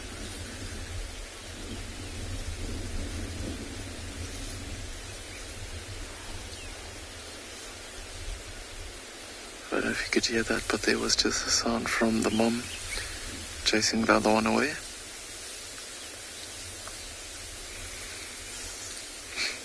Trish, you're asking how much grass they can eat in a day. Fully grown bull and female like this can probably eat around 40 to 60 kilograms of grass a day. Oh, the youngster has actually gone and lie down.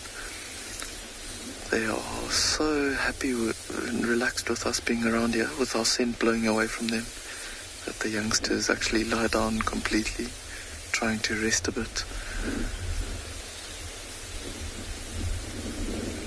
This bull keeps on coming closer and closer to them. Let's see what the female does. Now listen to that. I don't know if you can hear that snorting sound that she's making, telling the other two younger rhinos to stay away from her and her calf.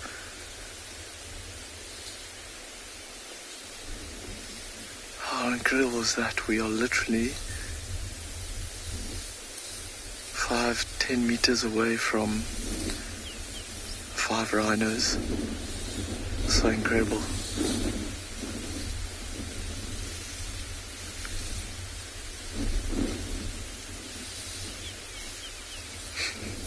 The grass is nice and long here. She doesn't have to drop her head down low to keep on feeding.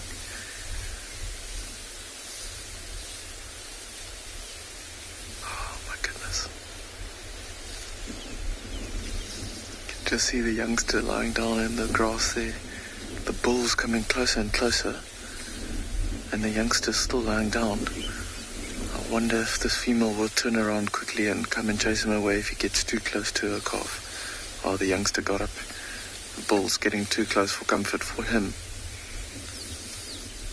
Or for her, sorry, it looks like a young female.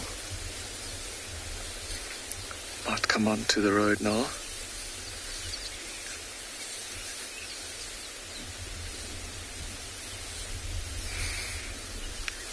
Oh, look at the female crossing here.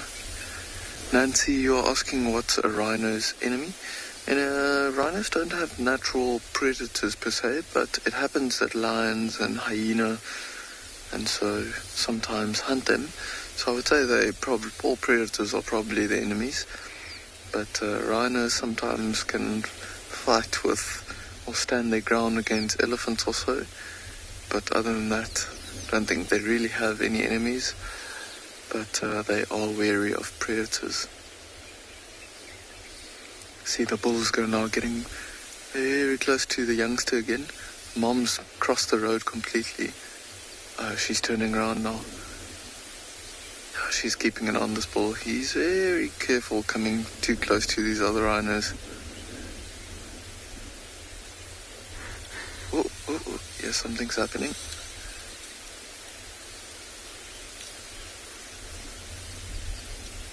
Look how cute this youngster is. Oh my goodness. Annie. Oh, listen to that. I don't know if you can hear that squeaking sound there.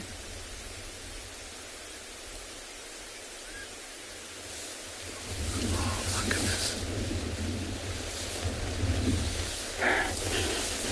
Look at this.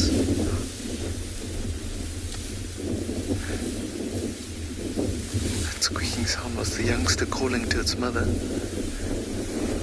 Annie, you are asking... Sorry, I'm getting back to your question now. You were asking if rhinos are territorial. The bulls are, but the females are not. That's why this bull came racing closer, see if there's a female that's in estrus, but also to see if there's maybe a different bull that needs to be fought with.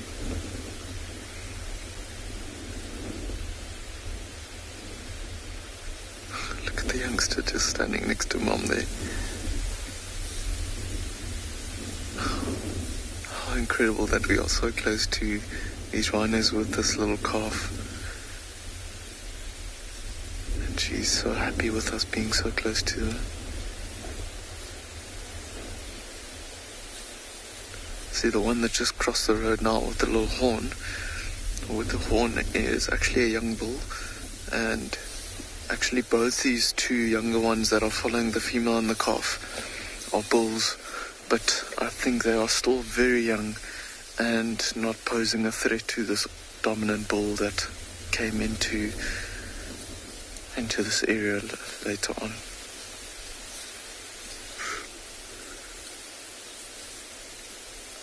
Yeah, there was a bit of a sneeze from one, and could just hear one breathing out of it. Hear the grunting sound and the snorting sounds the female's making the whole time, telling these other rhinos to keep their distance from her and her calf.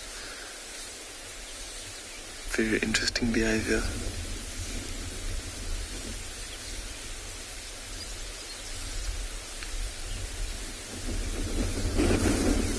And again, I think the fact that our scent is blowing away from them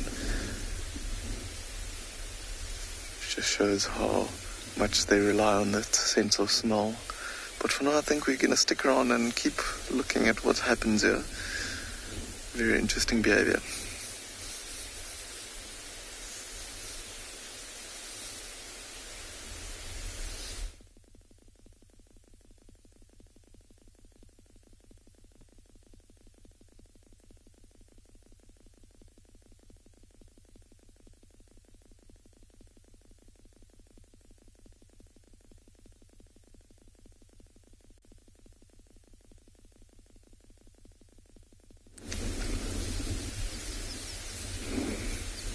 Sorry about that, we are in the wild, so technology doesn't always play with us, but these rhinos are still here right next to us.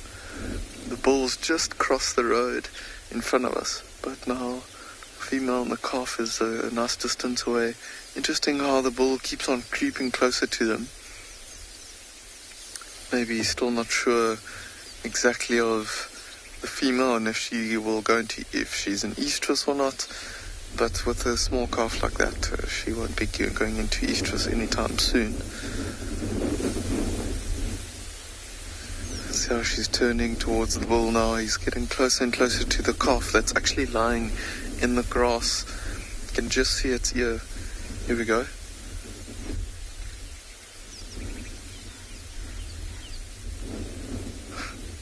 Youngster just got up. Mom's kind of like calling her to come closer.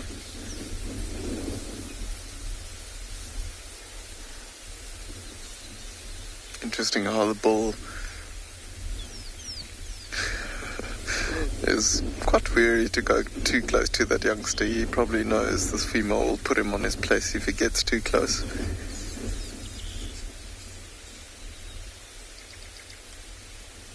Quite a lot of scratch marks along his side there, and a few of them have lots of flies sitting on them, but also quite a few bit of mud.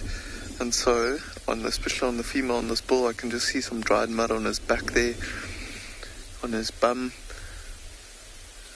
But he's been walking through a place where there's been lots of branches scratching along his side. See, the females are kind of turning towards him now.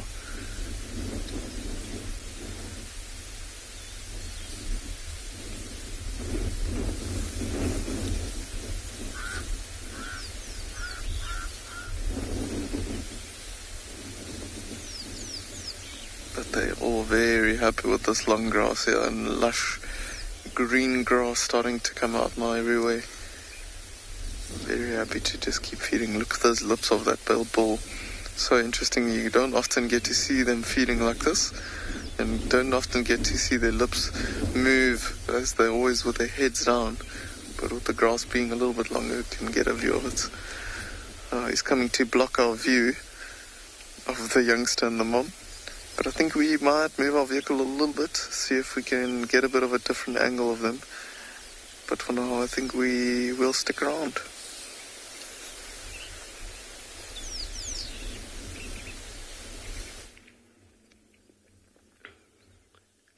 Look at this large bird.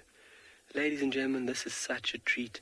It's something that we see quite frequently on Tswalu. You need to go out and search for it, and you need to know where to look. So these birds are predominantly uncommon to the southern parts of their range, but are more frequently seen up in the northern part of South Africa and the northeastern part of South Africa, including large conservation areas such as Tswalu. Makes a prime habitat. They need large trees, obviously, to rest in. But look at the size of this bird, weighing between 1.5 and 2.5 kilograms and still achieving flight. That's a lot of weight, and this is an owl. So one of the largest species of owl. Within the region, you'll have the pales fishing owl, which is also a very specialized bird, hunting fish at night, which is quite crazy. And it's such a treat to see. Oh, he's tired. But such a treat to see this amazing, amazing large specimen. So females in this species will be larger, almost 10% larger and 30% heavier than that of the male. But what a remarkable animal. Hunting birds up to the size of guinea fowl. I've seen them within a tree, and then in the talons was a spotted eagle owl. I'm sure you guys have seen spotted eagle owl on the safaris, but this bird will even take out a spotted eagle owl. Piglets, this young warthog it'll take out. So it's not shy to go after the larger mammal and as well as avian birds. But where Glenn is getting into now, that beautiful pink eye line, or basically eyelid, that is a very, very easy characteristic to ID this large species of owl. And then that semicircle half moon, a black stripe coming from the eye all the way around down to the beak, giving it a very cupped formation. Beautiful, beautiful owl. Those little tufts that you see on top of frame, those are aiding in camouflage, breaking the animal's body line up and allowing it to blend in with its cryptically colored plumage. But it is snoozy. We've been sitting here for about 10 minutes. It's looked at us once or twice, given 2 yawns, and otherwise it's just taking it very easy.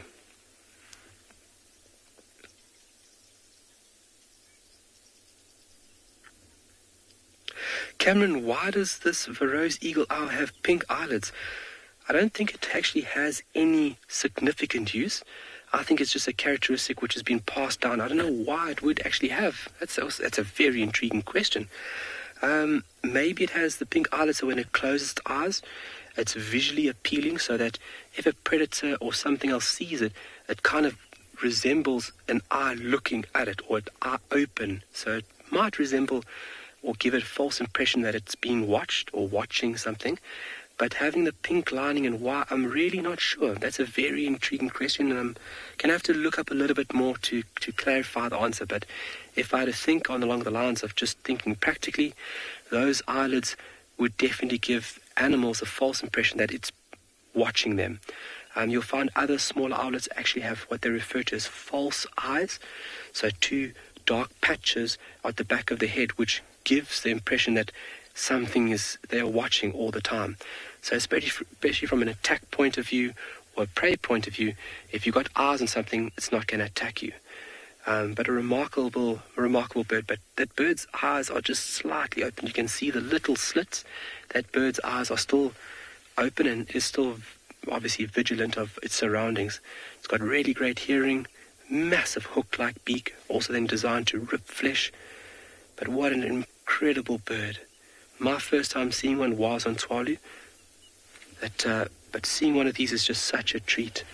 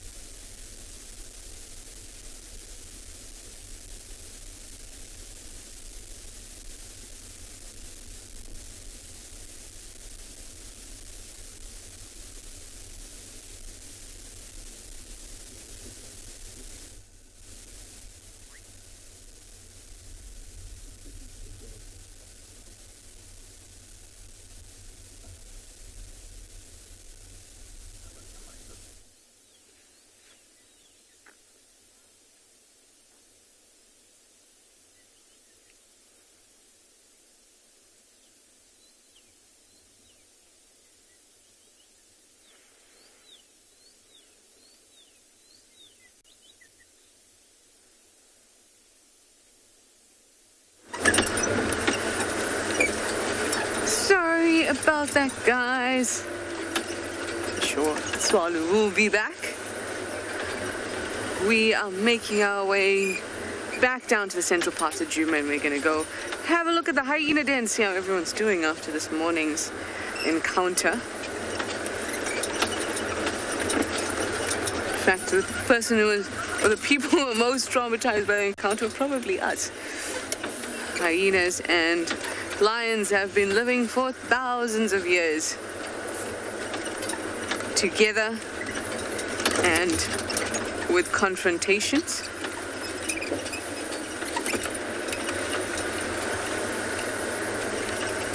And Corky definitely knows how to handle herself. It's being the second confrontation we've at least seen. And I'm sure there are many more that have happened to her and to other hyenas too.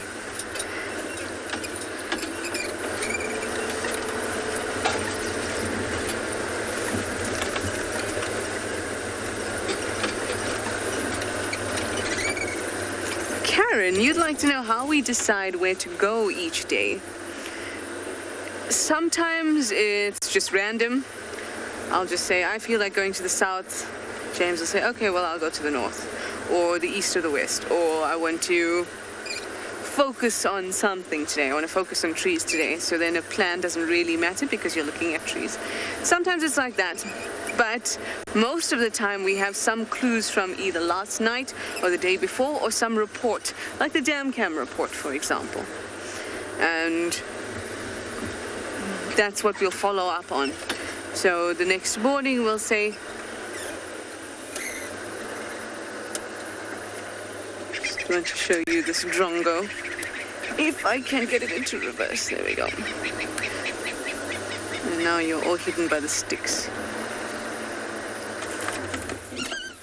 Why, thank you. The drongo came out from behind the sticks for us.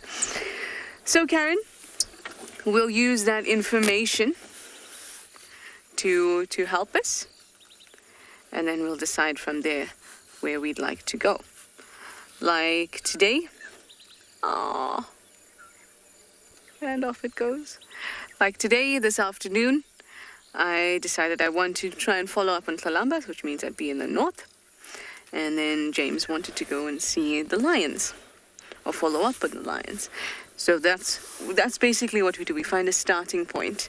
And once we have a starting point, we just kind of dance around each other, and then we keep in contact on the Game Drive radio just to figure out, I mean, it doesn't really matter if we bump each other because we're doing different things and we have different segments, but we'll try to cover different areas, because if we're covering different areas, then that is a higher chance of finding an animal.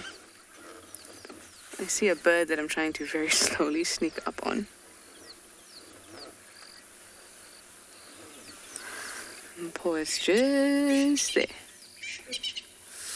Let's see if we can get a little glimpse of it. I'll show you. It's a little black thing that's... No, it's fine. All right, let me head down to the den. Oh, there we go, Magpie Shrek. Let me head down to the den and see what's happening there.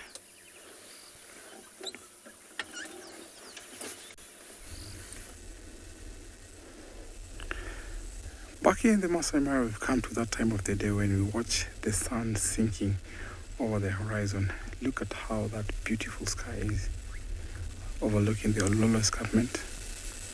It looks like a painting. You can hear lots of birds calling. Just listen to the sounds out here.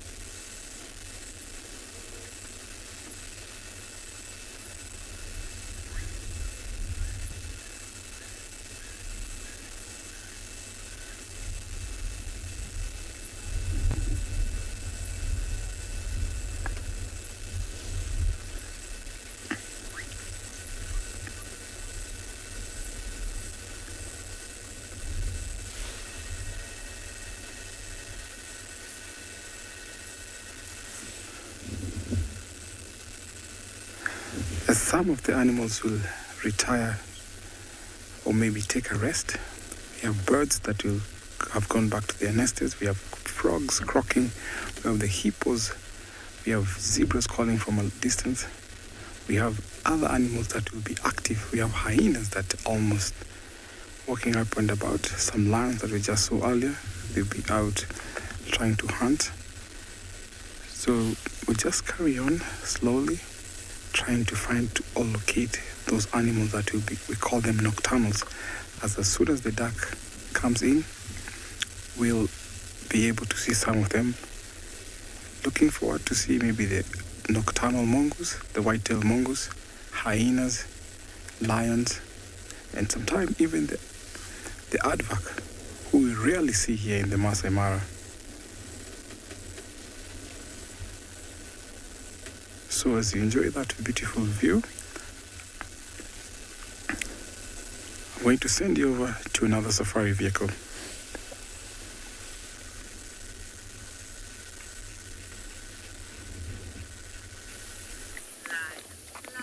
We have found an enormous bevy of animals here. One giraffe bull supping upon Senegalia nigrescens and a herd of impala walking towards him, also feasting upon the fertile, the nutritious grasses that are growing in the fertile soil around the termite mound. I got it out eventually. It's been a very trying afternoon on the animal front.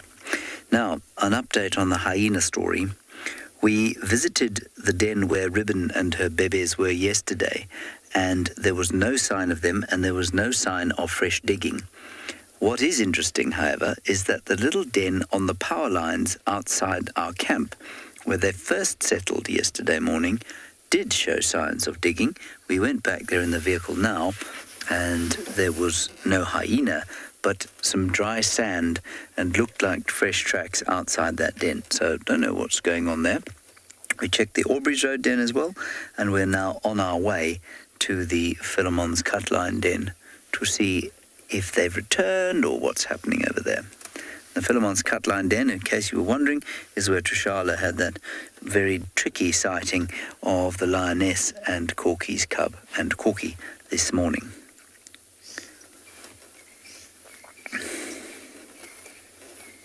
Marvellous. I am comforted, however, by the glorious nature of this afternoon. Some pretty light coming out, lovely smells of the early summer or late spring.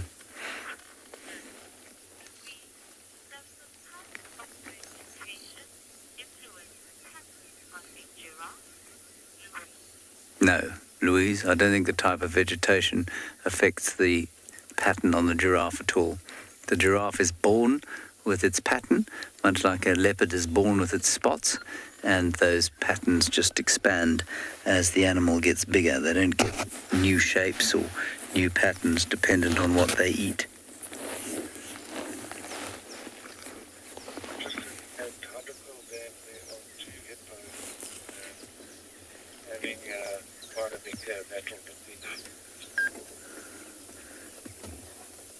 I've always thought it was quite interesting, actually, because same with zebra, same with leopards, as I say, and I'm sure with tigers and jaguars and even the stripes on kudus. They're like balloons, basically, and it's how I liken it. If you take a balloon and you cover it in spots, they'll be pretty closely packed together, an uninflated balloon.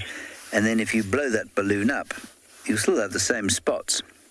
But because the balloon's expanded, you'll have them in slightly different positions, and they'll be further apart from each other than they were when they started. And that is precisely the same as it is with the zebra stripes or a tiger stripes or a leopard's spots or a giraffe's patches.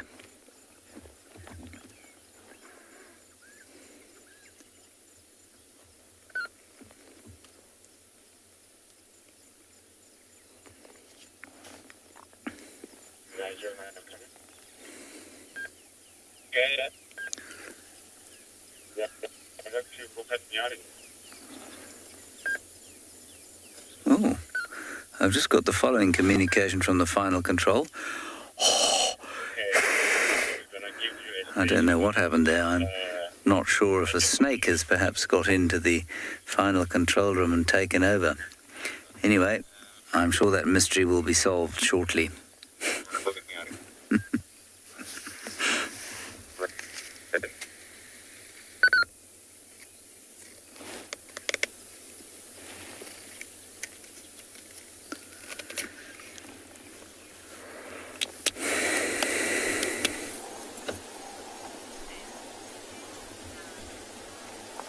We found a little floof. Look at this.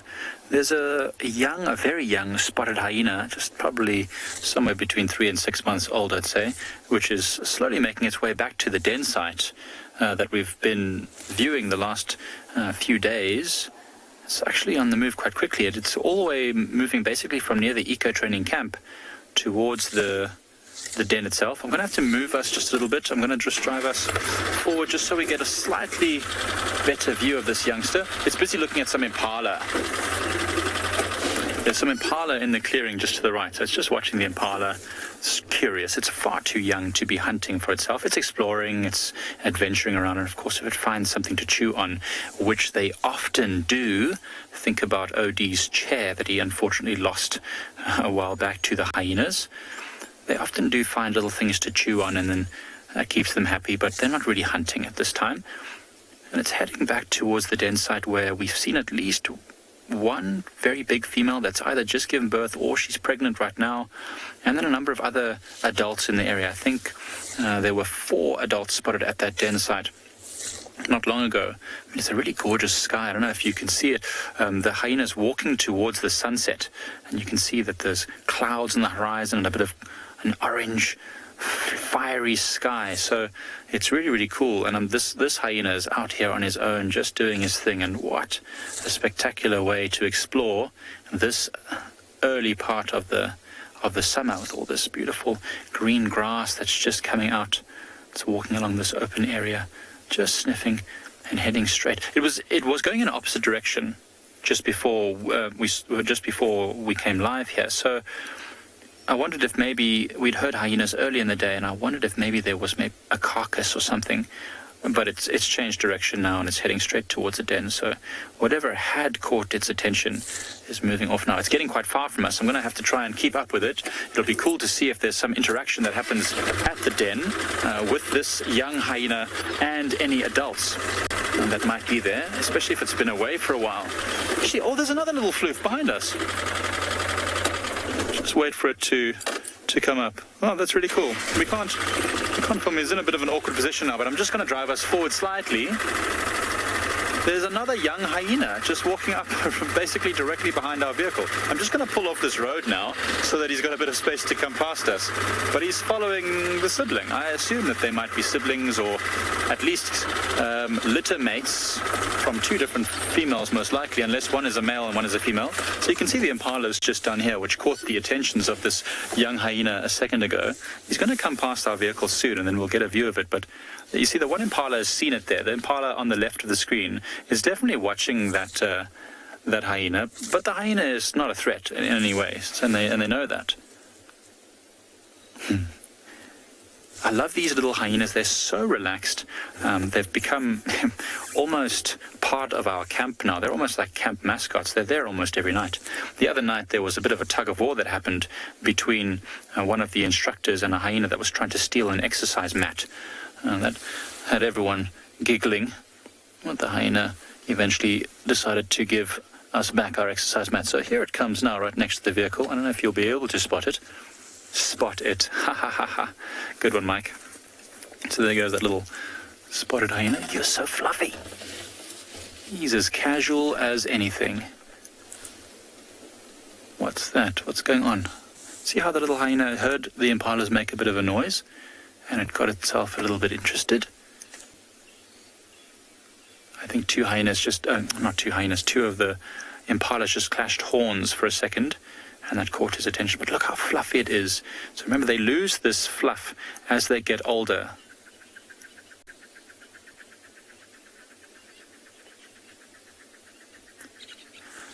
Sally, this is the fluffiest of floofs. I totally agree with you. It's a real beaut. Look at that. Look at that incredibly thick and luxurious young coat that it's got. Look, it's so thick that there's even a few ants stuck in it. And here, and it's even got beautiful colors. Oh.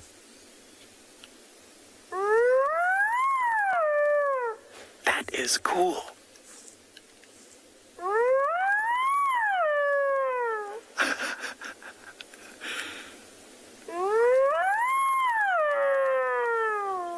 How amazing.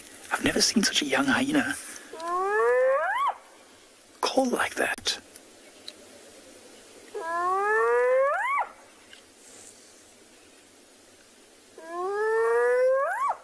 Wow, that's amazing. For a tiny animal, it's a huge sound. That was really awesome. I've never heard a hyena this small make that loud of a sound. So this hyena is older than the first one that went past. You can see it doesn't have black fluff on its legs anymore. It's got spots that go all the way down its legs. It's a very tiny hyena still, very young, but much older than the one that came past a moment ago. How old are you? No? Okay, not very chatty today? I guess not. How awesome is that? So I wonder if that young hyena that just made that noise was the reason why the other one was looking for it. Bianca, that was incredible. That's my first time ever seeing a hyena that small make that sound. And it was almost as loud as an adult calling, to be honest. That was great. And did you see how it put its head down rather than up? And that's quite interesting. What it's using is it's using the ground to reverberate that call or bounce that call up and spread it even wider instead of just pushing it in one direction. That was really special. So I wonder now if that hyena has found something, that youngster, that's interesting, and it's maybe calling the other hyenas to say, you know, come and join me, or maybe it's hoping that the adults will call back to give it an idea of where they are. I'm not sure what happened, but we're going to stick around in this area and just investigate this little bit. Seb, can you still see it? Yeah. Oh, there, it's moving there just to the left. It's going to stand on a small little termite mound over there. It seems to have its head down. It's listening around a little bit here and there, but I wonder what it's doing.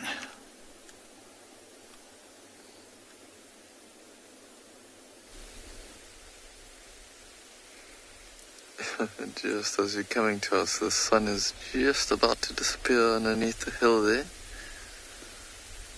It's such a beautiful sunset. Clouds in front of us were also making nice, beautiful orange colors earlier.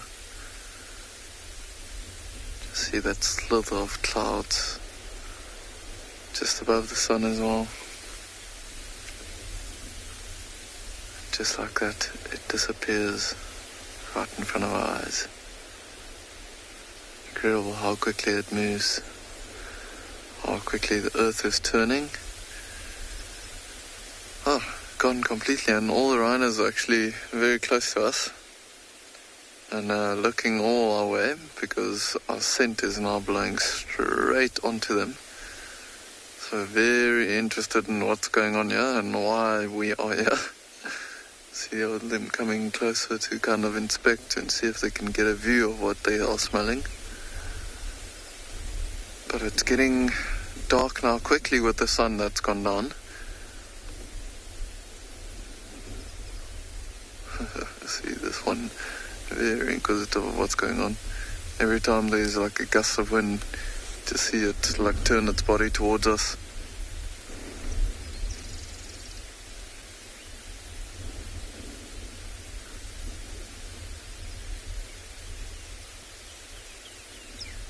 The wind's just howling over these open plains, these open rolling hills.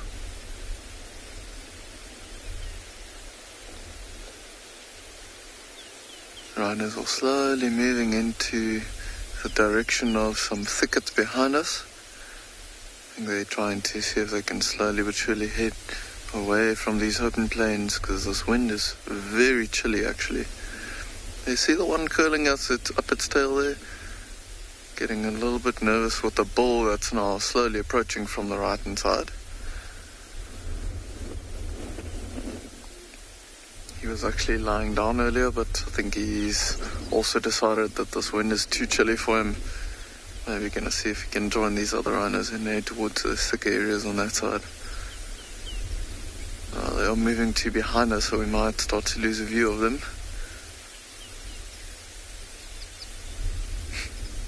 The youngster just staying very close to Mom all the time.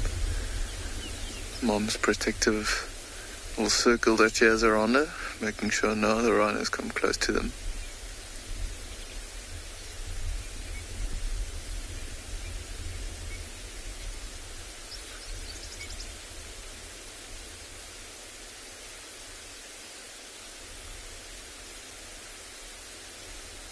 This poor young rhino was also lying down quite a few times, but Mom kept on feeding further and further away from him.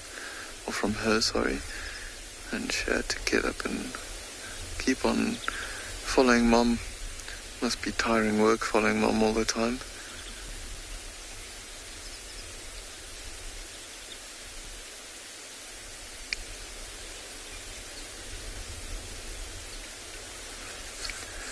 Sinek, you're asking if rhinos are nocturnal. They are not seen as nocturnal because they are mostly active during the day. They do feed a little bit at night, but they'll lie down and sleep for long durations at night. And for that reason, we also don't view them at night. We'll try and avoid rhinos at night just so we don't disturb them and their natural behavior of really hanging around the same area and lying down and resting and maybe just feeding for a little bit. So seen as diurnal, but they do move around a little bit at night just to feed a little bit and maybe to change spots or so.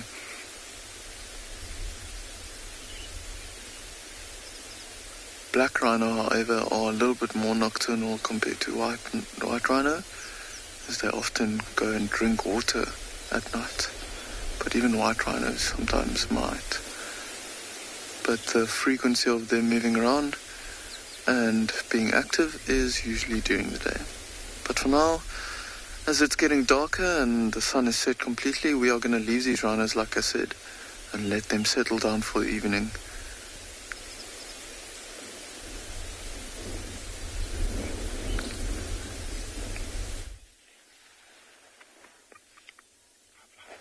Alright, we are still sitting here with this magnificent bird. We've just been watching a little bit of its behavior. There is other birds calling in the area, so every now and then it looks with great intent and we think, oh my word, here comes a bit of action. But then the eyes suddenly close and it goes back to its relaxed position. It's a remarkable bird. It's one of the heavier birds or owls within the area, and its behavior that's being displayed right now is typical of it during the daytime. So the individual, I don't know where its partner is, because they do form monogamous pairs. So its partner might be in the area, somewhere very close by. Normally you see them within one tree together. And that was a great question asked earlier. What is the purpose of those pink eyelids? That's just rattling my brain. I've gone through my field app and I haven't been able to extract any information about the pink eyelids, but it's something that I'm going to have to go home and do a bit of homework. I love homework. I'm a total nerd. I must let everybody know now. And going back home and having to delve into my books is what I thoroughly enjoy. But if I don't come right, I'll definitely ask Mr. Dylan Smith. I'm sure that he or somebody else would put me in the right direction of what purpose do those beautiful pink eyelids serve. As I said, if I had to think practically, I would say that it would definitely give other predators a false impression that it is watching them, even though the eyes are closed. You get other species of birds around the world that are designed, their eyes are designed in such a manner that when they're closed, they're not totally closed, just like we saw this owls earlier. These little slits are just open. Oh, sorry, I didn't get that there. Oh, how much food does it consume? Well, it takes out large game birds, something as large as a guinea fowl. It takes out little piglets, so and that will be, and also other owls. So that will be consumed over a couple of hours, and so I don't think there's a direct correlation. Sorry, folks, just give me one. I don't think there's a direct correlation how much food it eats, but it will consume a big prey item over a time frame. But a remarkable creature. So if you think about a little piglet, it would pick up a piglet and sit with that piglet in that tree for a couple of hours. And then it would vary if it was disturbed, then it wouldn't consume the whole meal. So that's a very varied question. But if you look at the prey items, large game birds, little piglets, things like guinea fowl, and then like I said, I have seen the remnants, let me put it that, the remnants of a spotted eagle owl within the talons of this massive, massive bird. We actually, by stroke of luck, we drove past, and the track on front, so at Tswalu we've got trackers that sit on the front of the vehicle, and they've got that task of picking up the tracks for us then to lead up on animals. And it was a tracker by the name of David, and he spotted the feathers on the floor.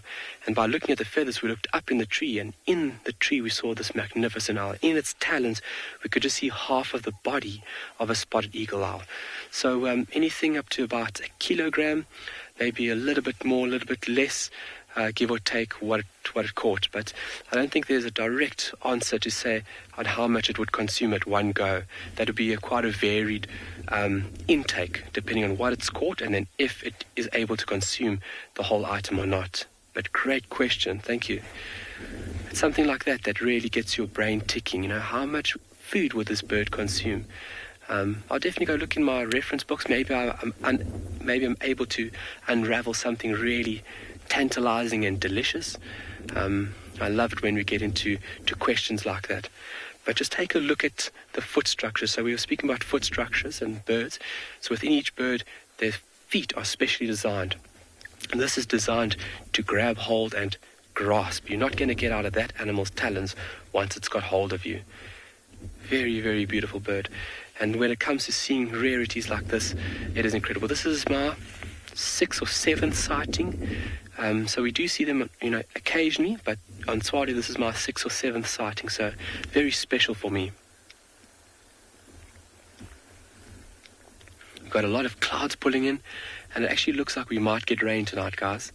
There's some nice, dark, heavy clouds pulling in from the northeastern corner of Tswalu. Fingers crossed. We're going to send you off to another location. Hold on.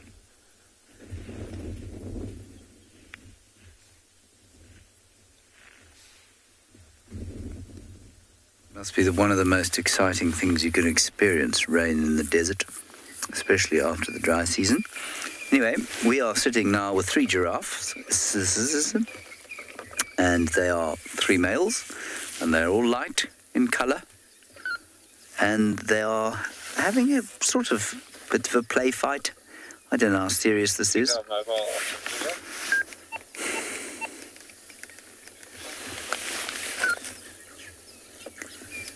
Although it looks like the 2 of them may be getting a little upset with each other, and one is being left out of the fun.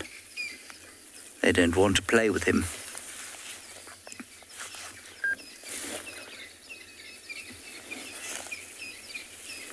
Quite astonishing how many giraffe there are on Djuma right now. And it's only astonishing because, sometimes there are none.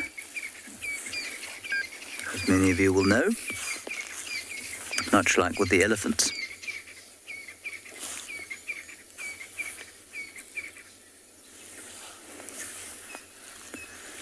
Now all 3 seem to be getting in on the action. Although the one is definitely being left out.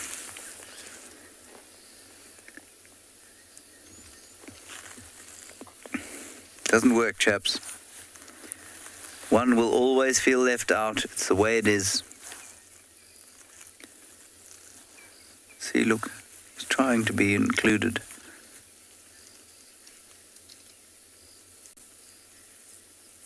There's another one coming from behind them.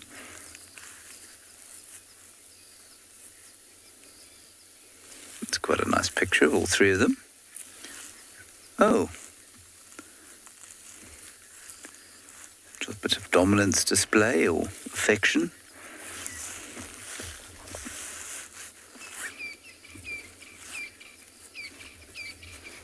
We used to always put that down to dominance display. We're not so convinced anymore.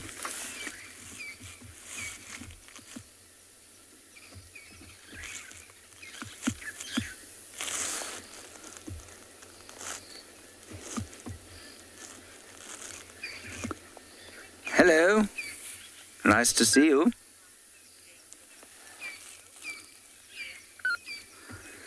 Niam, they're related to antelopes in so much as they are part of the same order.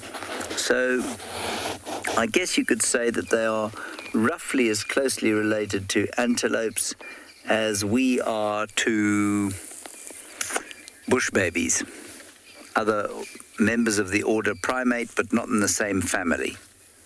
That makes sense?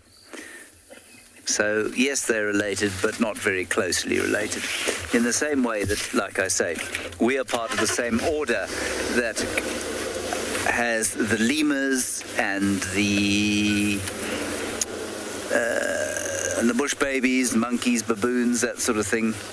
So about as closely related as we are to, a monkey. But not as closely related as we are to gorillas or gibbons or orangutans.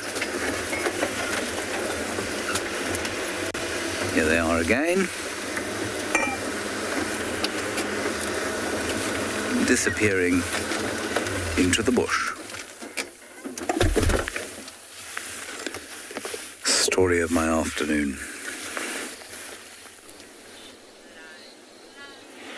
Something amazing is happening I've never seen before. I've read about it, but never seen it. There are two animals, a warthog and hyenas, sharing the same den site. There's the hyenas, who've been at this den for at least a week now, and there's a big warthog that wants to go back into the den. How amazing is that?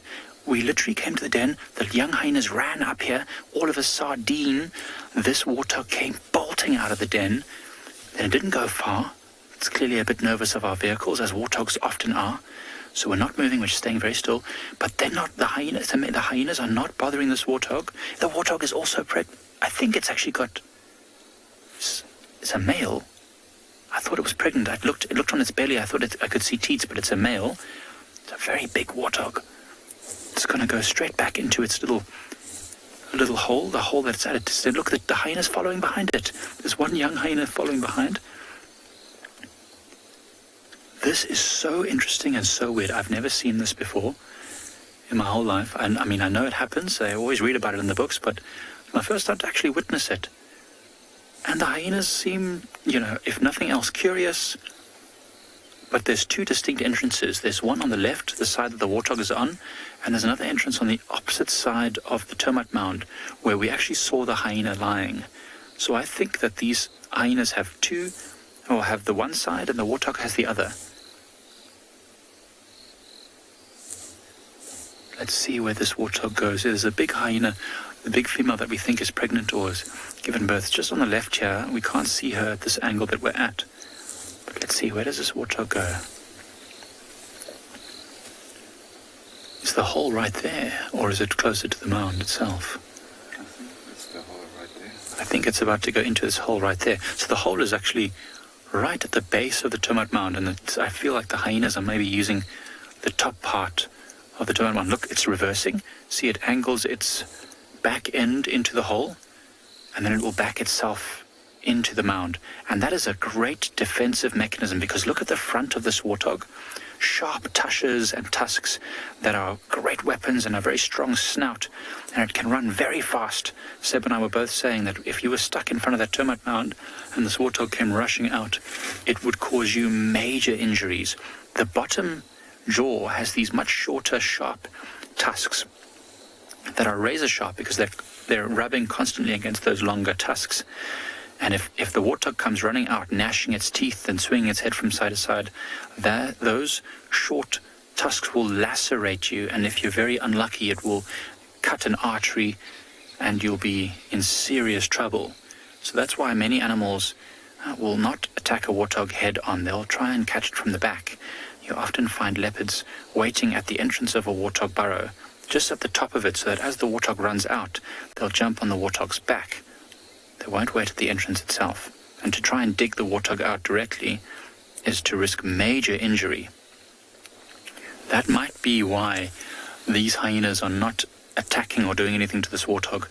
They're quite happy to live in the burrow as long as the warthog, lives in its own burrow and no one attacks anyone else.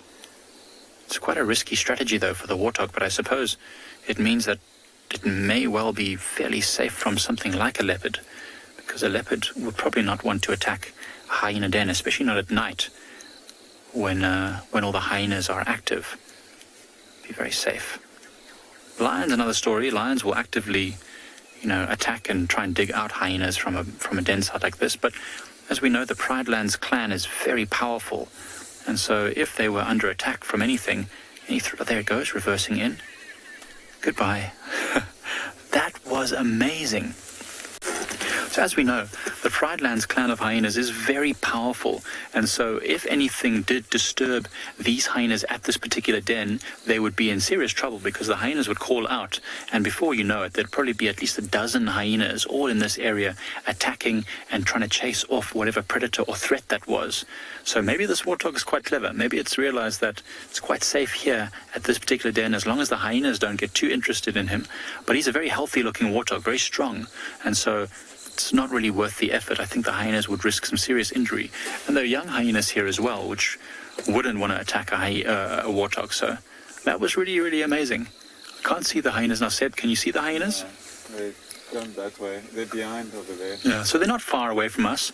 They're just waiting for all the activity to settle down. When this warthog came rushing out, because the young hyenas rushed to the den, I think the warthog maybe had just got back. And the young hyenas came running over from a long distance away, and we raced here to see what was going on. And that's when the warthog rushed out. All the hyenas got a bit of a fright.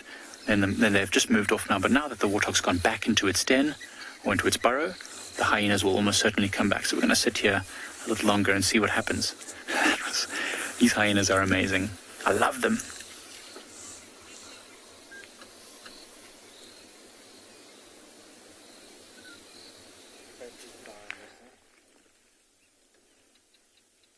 Welcome back to Tswalu Kalahari, and just to show you how well camouflaged this bird really is. So that pattern and its coloration allowing it to blend into this thorny, spiny vegetation of this beautiful camel thorn. We're getting a little bit closer, and a little bit closer, and a little bit closer. So just a quick read in my manual there. These birds are able to pick up weight up to 1.8 kilograms. That is a lot of weight to carry in your talons. But on the amount that it would consume, like I just mentioned, that would vary depending on prey item, and as well as if it's male or female, the time of the year, you name it. But that hook-like beak, its head just moved very quickly there. That hook-like beak working in conjunction with those talons, the animal will hold the prey item down to secure it, and then the hook-like beak is used then to basically pull and rip meat off of a prey item. And then the animal will consume it. Small prey items will just be swallowed whole, something like a small rodent or a small bird. If it can fit down the throat and can go down the esophagus, it'll swallow it whole. And then quite a remarkable thing, if you ever in an area where you know where an owl is staying, because owls have certain resting spots they like to go back to, especially a very widely distributed, a worldly distributed species of owl called a barn owl. You get them in the northern hemisphere. They love to go into barns or the undercovers of houses, and they rest there. And you'd find that on the ground you'd find what they refer to as pellets, which is regurgitated and undigested material. Ooh, what is the lifespan of this bird? So there was a nice question asked yesterday about the lifespan of the longest living bird in South Africa, which was the southern ground hornbill. And the correlation between body size and as well as that with age is part and part. They go together. So the larger the bird, generally the longer its lifespan. A bird of this size, anywhere up to about 15 years in captivity, I've read. Maybe a little bit less, but up to 15 years in captivity, which is very long. I don't think they've actually recorded the lifespan in the wild. That would be obviously in a controlled environment. The animal would be safe from disease, predation, you name it. but I'd put it anywhere from 10 to 15 years in the wild this bird will be able to live. And obviously within that period, multiple breeding, successful breeding successions would be able to be achieved through that period. But remarkable, yeah, so the general size about 15 odd years.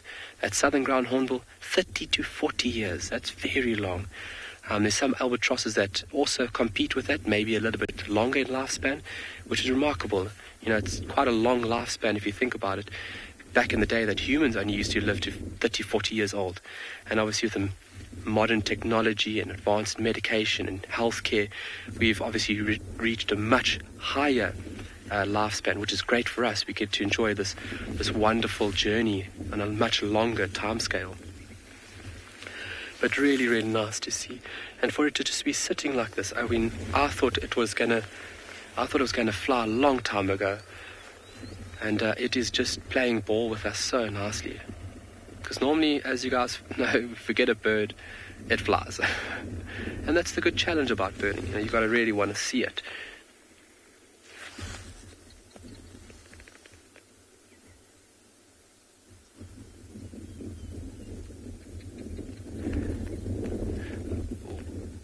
Wow, how many degrees can an owl turn its head? So on the dial, so let's go this. Let me ask a question. How many vertebrae do you think this animal has? We have 7 in our neck, same as a giraffe. It's also got 7, but this animal, remarkably, has a different figure. I'm going to ask people to maybe give us an answer. How many vertebrae do you think an owl has? Oh, it's going to fly. So it's able to rotate its head 270 degrees. There's a big old wise tail that it's able to rotate its head 360. That is the old wise tail. Oh, it's definitely seeing something. Look at its behavior.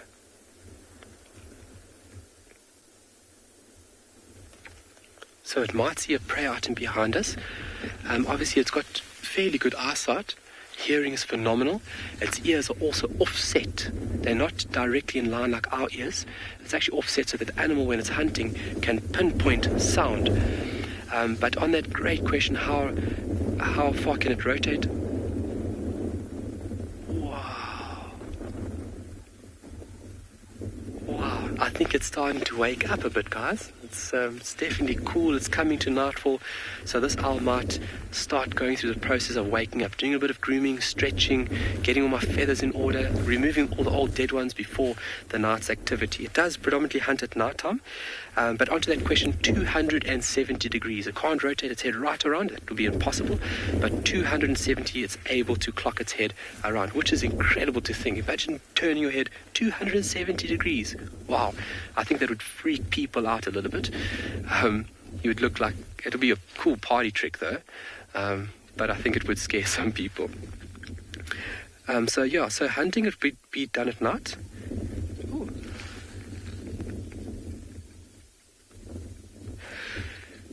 What is the gender of the owl? Looking at the size or the actual height of the animal, I would say that this is a male. Males are smaller by body size 10%, and then they are lighter. So a male will be weighing at about 1.5, 1.7 kilograms. A female would be weighing at 2.3, 2.5 kilograms. So she is a little bit larger and a little bit heavier than that of male. I would put my money on this, that it's a male.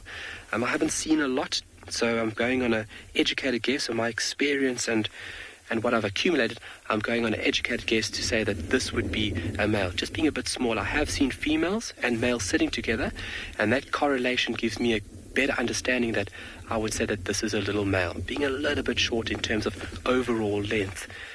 But that animal did see something behind us, which is remarkable. If it takes off, you're in for a surprise. Barking geckos are starting to call around us now. I hope everybody can hear that. Oh, look how it's looking at the birds.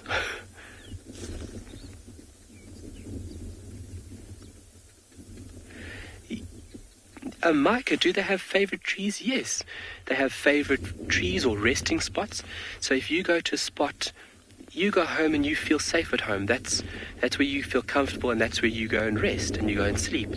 So for an owl to have a spot where it feels comfortable, it's got enough cover, so no other predators or other mammals are going to see it. It feels comfortable at that spot. It will return to that spot. It can use one spot for a couple of nights, and then it could have multiple spots within the area that it knows where it feels safest. It's very important for an animal, especially for birds, because when birds do sleep, they are very vulnerable. A genet is a very skillful little mammal that would make its way up into trees and actually catch owls and birds. So they need to make sure at a very high cost, a very high degree, that they are safe. So yes, they would have a favored spot, which is very nice. So if this owl favors this spot, we could come here for the next 2 or 3 days and we could find this owl resting at the spot, which is really nice for us. I mean, having that consistency really does make us very lucky in the bush. Understanding, having the ability to understand the role that they play, but also what they do within the system is really, really nice.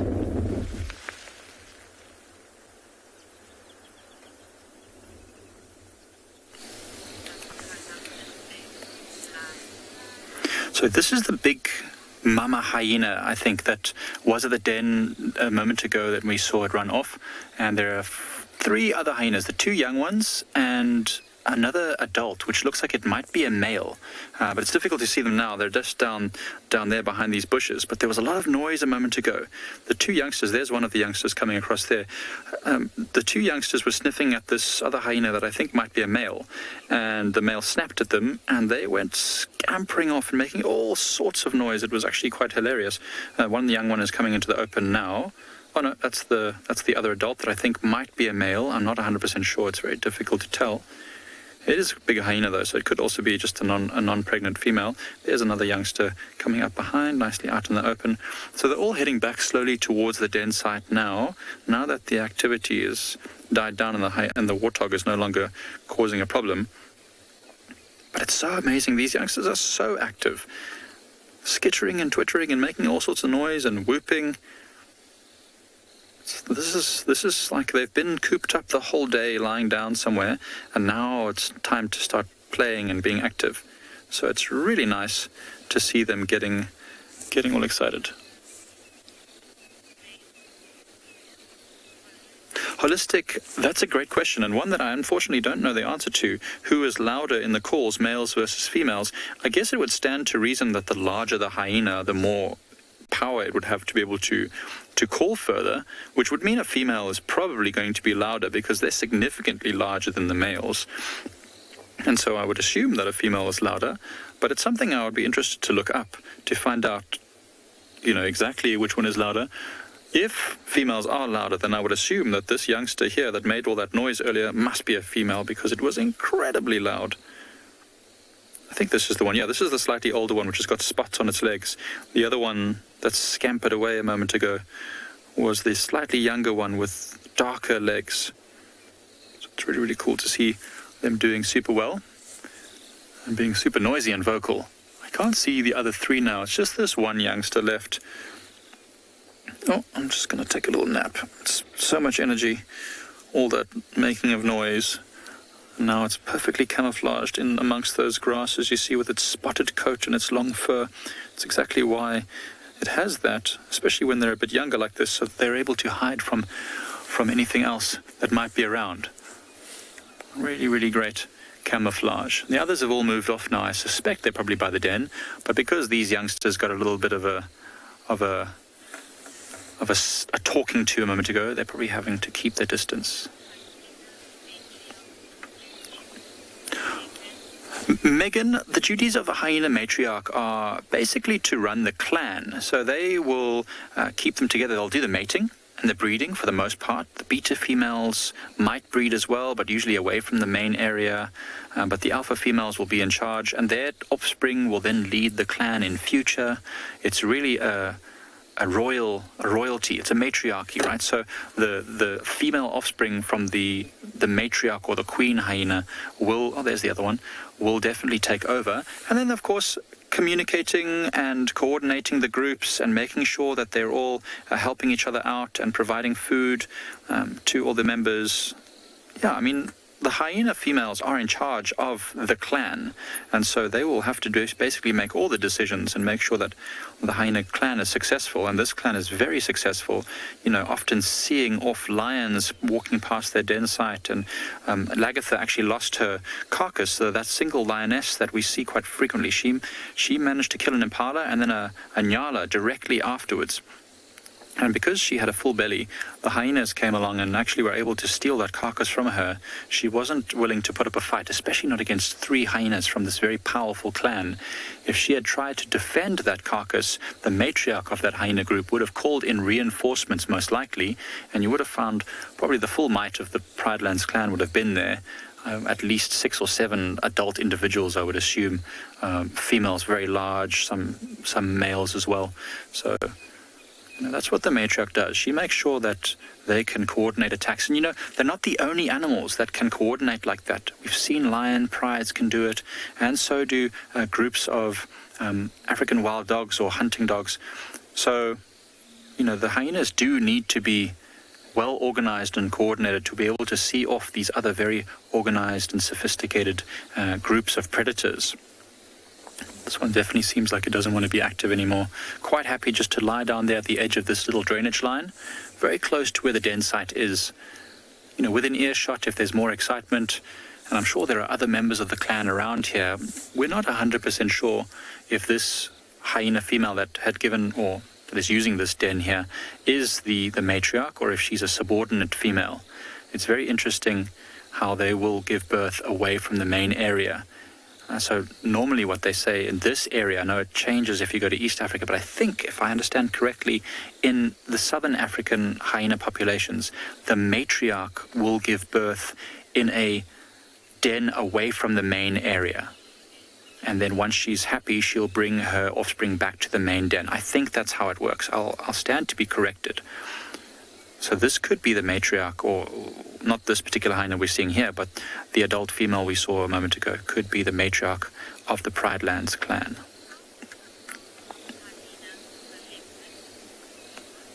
Lewis, the female, so all females are dominant over all males. Even if this youngster here, this cub, is a female, it will be dominant, or she will be dominant over any males, even adult males. So that's the first level of hierarchy. And then within the males, there's obviously a dominance hierarchy. The strongest is at the top. Within the females, it's more like a royal family. So you'll have a matriarch who's very strong, and she was probably the offspring of the previous matriarch, and so on and so forth. So as long as this matriarch is strong and healthy, her daughters will then become dominant over all the other female hyenas, and when she dies, if her daughter is strong enough and old enough, she will automatically assume the role of the alpha female or the matriarch. Now, it happens quite a lot in hyena clans that there's a lot of competition, and so if this hyena that we're seeing here is a female, and let's say her mother is the matriarch, if the mother dies, then this little hyena, the princess, let's call her, she will actually be ousted and ostracized from the group, and actually will have to make her own way, because she will not be allowed at that age to be the matriarch. We don't know where she's moved off now, where this little hyena's moved off to now, somewhere down here amongst this drainage line. So it's very interesting. So hyenas are very much like a royal family. They will definitely make sure that the strongest assumes the role of the matriarch, which is so interesting. So we were just saying, Seb and I now, that it's so nice to have this den, this new den site. I know it's the natal den, so it's probably not going to be used forever, but it'll be good over the next few months if we could watch this female hyena when we know that she's given birth, and we see the cubs and we see how they interact with other hyenas, and we can start to develop an idea of who is in charge of this clan here on Pride Lands. We haven't been here that long, so we really don't know yet. But having a den like this that's so nice out in the open, in a good signal area that we can film, it offers us a great opportunity to be able to find out more about these hyenas. So keep watching, and hopefully we'll be able to figure out more information soon.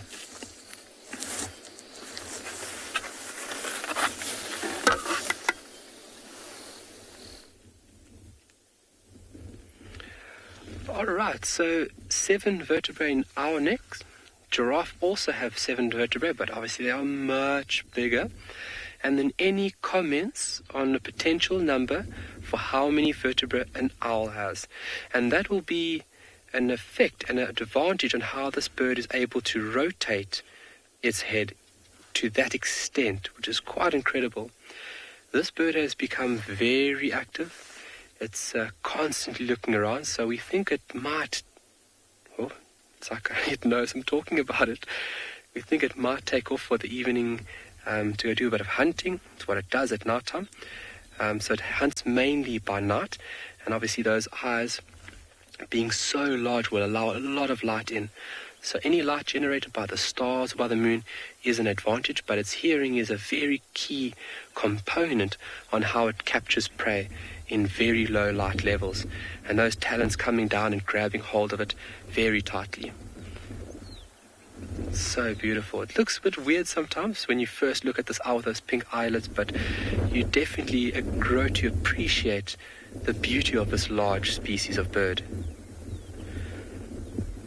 So it often hunts from a perch position just like it is at now. So sitting here and looking for any movement. Excuse me. And then if it finds movement or finds a potential prey, it'll take flight doing a low swoop. And owl's feathers are designed specially to keep very, very quiet. You'll find that if a pigeon flies over you or smaller birds, they do make quite a lot of noise from their feathers, and that's from the resistance where the wind is rushing past the feather, or the friction that's been created from the wind on the feather.